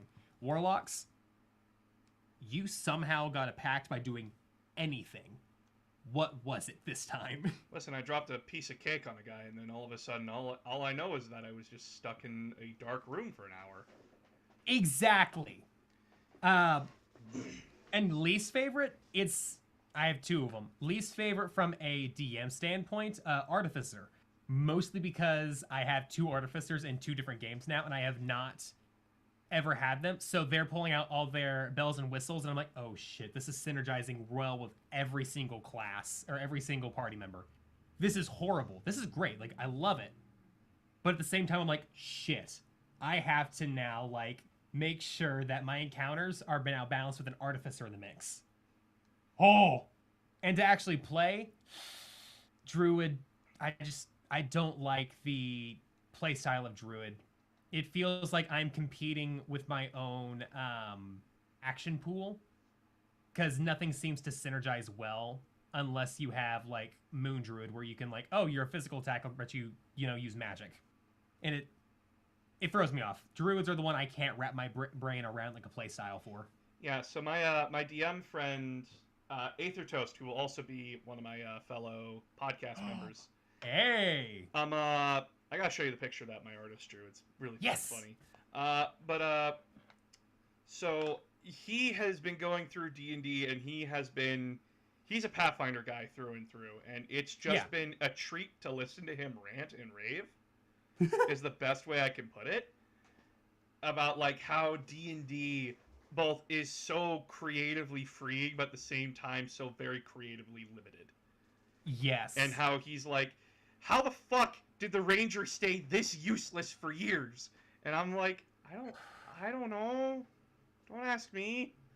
I am dumb mole man. Anyway. Also, here is I have to show chat this too. Yeah. Here is I have a very unpopular Ranger opinion anyway, so. Here is the thumbnail for our podcast. There is my mole announcer of games, or AG. Then there's Aether Toast as the little toast. And then there's Slight Recoil as the raccoon. Oh my god! It was done. So cute. It is done by the artist Liefry. He is in my server. He is an absolutely wonderful lad, an absolutely wonderful man. That is so cute. It is adorable. I showed my friend the sketch, like when he sent me like the sketch art, and Toast was like, I look like a Pop-Tart and I love it. But the whole point of this podcast is for us to basically like talk about different tabletop games, what's going on, kind of a thing. Yeah. As well as like we have a plan for talking. Like when we start the show, is like I introduce us like to. I have my wonderful co-host Aether Toast. He just says a random fact. It doesn't matter what it could be. It's just a random fact. And then Slight Recoil will. Then when I introduce Slight Recoil, he just goes. Says a random thing, like, eat a tree. What's the government gonna do?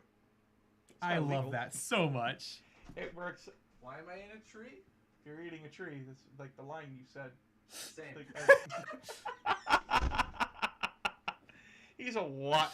This is already gonna be a fucking great podcast. He's a creature, that man. Oh my god. He is undoubtedly the most unpredictable yet predictable person I've ever met in my Fucking love life. that. Unpredictably predictable. Yes, unpredictably predictable. But okay, so something did happen recently in the nerd community that really shook us. The death of Takahashi Kazumura. Yeah, that so I am I saw that and I just had like a wave of like old memories hit me, and I wanted to know how it affected you because you are into Yu-Gi-Oh. Yeah, it's okay. So I have a weird relationship with death. Like I've never had anybody directly close to me like die. Everybody that's ever like died around me has been like rather distant. I'm fortunate in that matter. I'm more fortunate than a lot of people that I know or that exist in the world in that manner. So it's always just like this really weird thing. Like it doesn't hit very hard for me. It also has to do a lot with my ADHD because like if I'm very not necessarily just time blind but people blind, I'll forget people exist for a long time. Like that's one big problem with like me on TikTok or like messaging people because I will think about saying something or like messaging somebody and then I'll forget about it completely.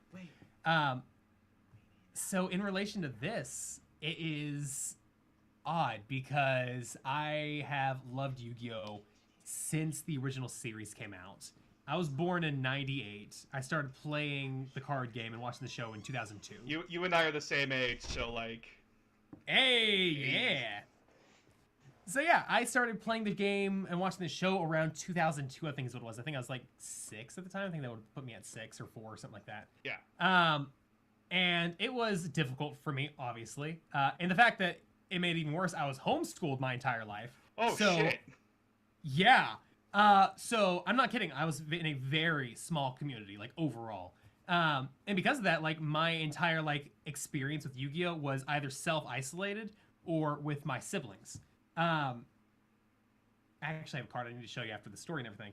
But there is a lot of fond memories about it. I had DVDs and VHSs. Actually, that's a lie. I had one DVD for Yu-Gi-Oh! And it was a How to Duel DVD. And it was like a official How Do You Play Yu-Gi-Oh! DVD. And I sat down and watched that for hours. And then I had a VHS of like the first 3 or 4 episodes. And I just watched those things on loop because we didn't have cable. We didn't have access to any type of anime or anything. And this was like the 2000s. There wasn't a way that you could just jump online and like find anime. What are you gonna let your 4-year-old on the internet? You're gonna let them bring in like an adult home or something. It's gonna be weird and creepy. Yeah. Not letting I know, your child on the internet. Such a weird concept. But yeah, so like my childhood was very much like Yu-Gi-Oh centric, Yu-Gi-Oh and Pokemon centric. And after hitting high school and everything, kind of fell out of it because I didn't have any money. And then here recently, the past year, I started getting back into it again. Well, probably like last year into this year. Starting like really rebuilding decks, figure out what I want to play again.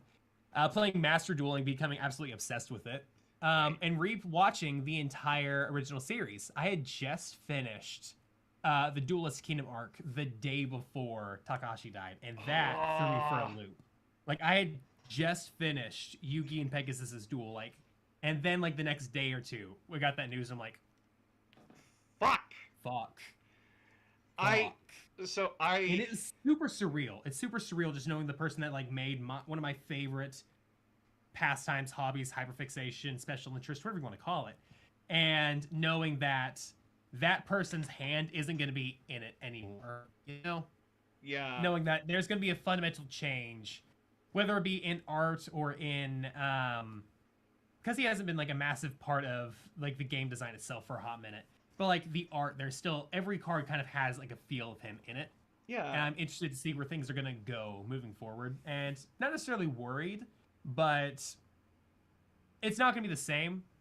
I'm not going to change my love of the game and everything, because I feel like that would be more of like a gut punch to like his legacy and everything. Like, well, he's gone, I'm not playing anymore.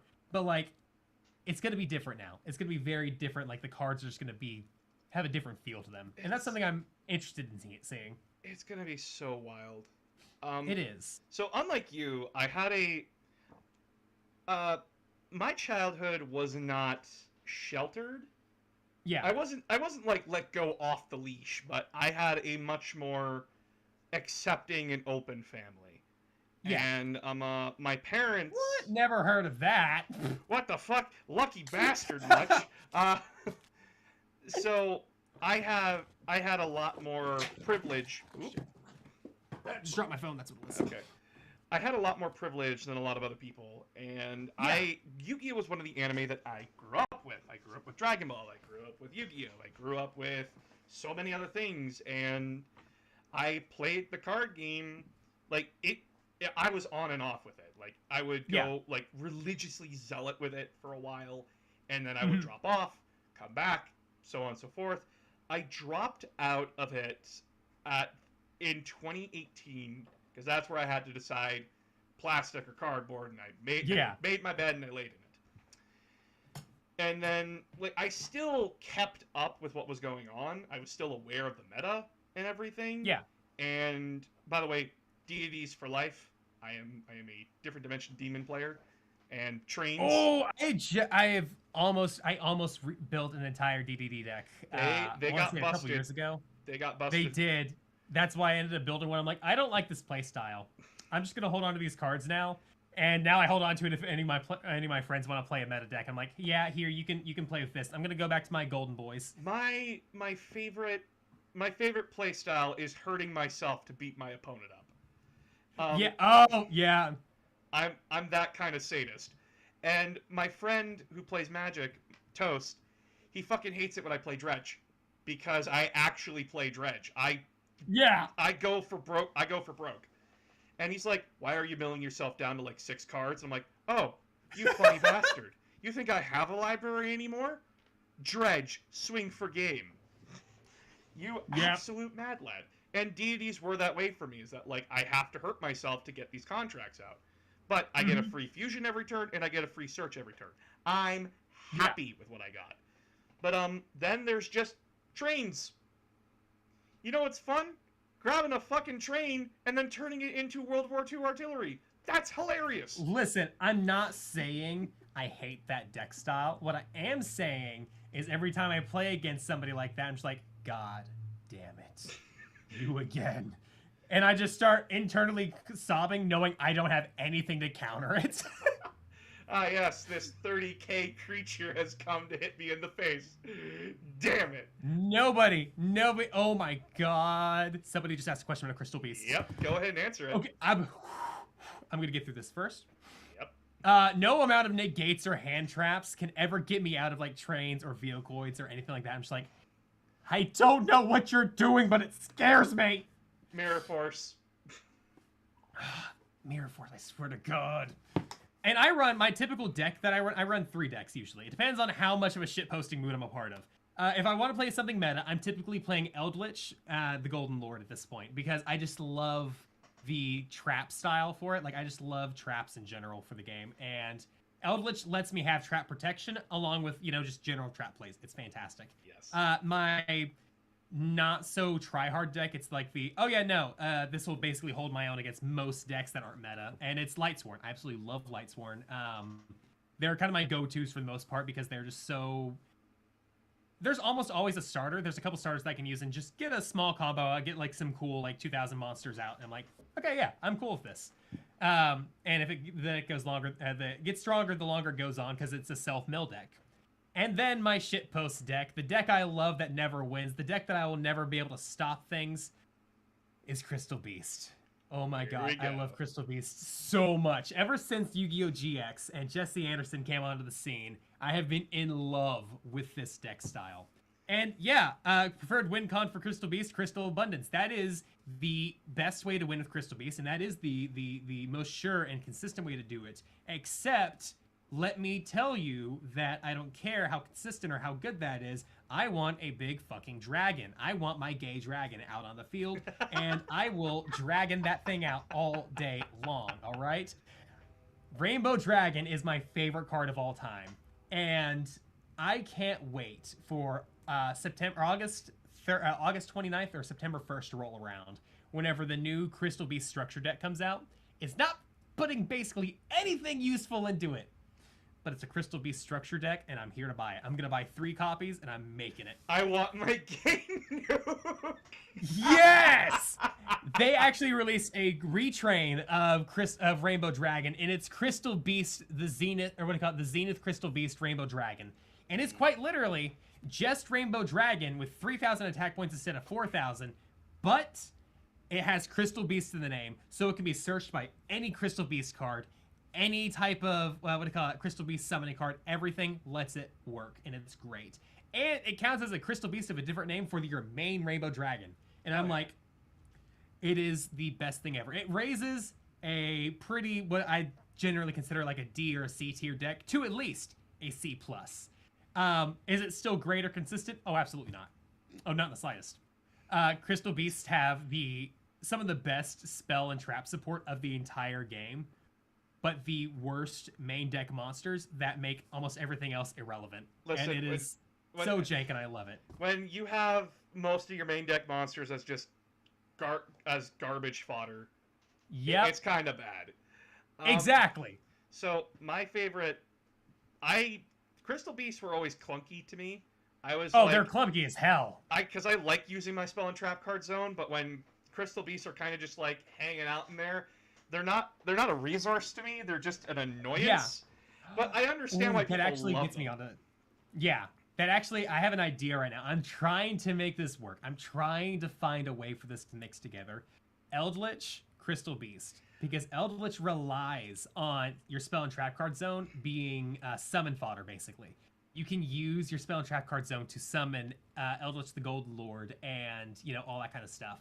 So I'm trying to figure out some combo that'll work that lets me mix this zombie golden Eldorado Lord with these gay as hell gem beasts, and I want it to work. I could probably ask my friend North. This is a guy, so I know my friend North. He was the guy who went to Worlds and placed 4th overall. Oh my god. With a penguin deck. He walked in with a penguin deck. This motherfucker with the penguin deck? Yes. What? He built an entire stall deck where he just had Note Penguin on the field. You could not touch that Note Penguin no matter what you did. And then he just had Penguin Soldier constantly flip up, bounce back, repeat process over and over again, and just looped it over and over. He placed 4th overall because you can't defend the Penguin forever. Yeah. But this is the kind of guy who looks me dead in the eye and says, I'm going to make a trash deck, and I'm going to make people cry. Oh my god. And then he smiles at me like some sort of predatory animal waiting to watch full-grown men cry as he just shuts them down. If anyone could figure out how to make Crystal Beats and Eldritch work together, he is the man to do it. Yeah. Oh, that would be great, actually. If you could, that'd be fantastic. Because, I know there's a way to make it work. It's not going to be top tier. It's going to still be jank. Oh, it's going to be jank as fuck. Oh, but that's what I want. I want that jank. I want it to be one of those things, because in Master Duel, I've been playing a lot of Yu-Gi-Oh! Master Duel, and I finished my Crystal Beast deck in there. I will throw Crystal Beasts out, and nobody actually knows how to play against them, and it's glorious. People will be throwing out negates for things like Crystal Beast Amber Mammoth's ability. What? Exactly. People will throw out negates for that, and I'm just like, oh yeah, please, let me just let me throw out more Sapphire Pegasus. You negate Sapphire Pegasus and Ruby Carbuncle, that's it. You leave the rest alone. Nobody negates those two, and I'm like, how? How are you not getting this? I've had one person successfully negate those. Will they still win overall because they can get bigger beat sticks out? Absolutely. But it is so funny seeing them not have any counters and not have anything to do. They're just like, what? And the fact that I can keep getting like graveyard recursion and stuff like that because of the spell cards, I'm like, this is just fucking great.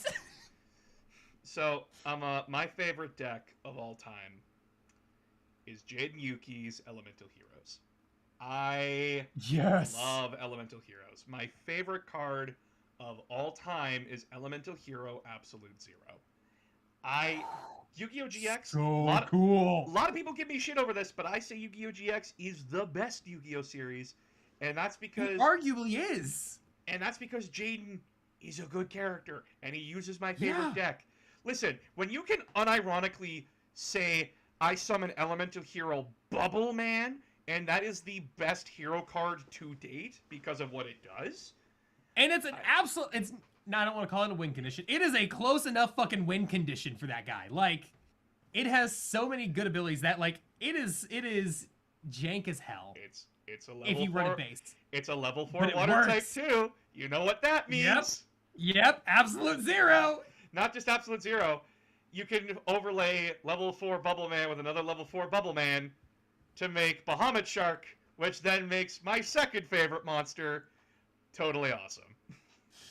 Oh, totally no! No! I'm Bottom Toad, and he's Top Toad, and together we are totally awesome!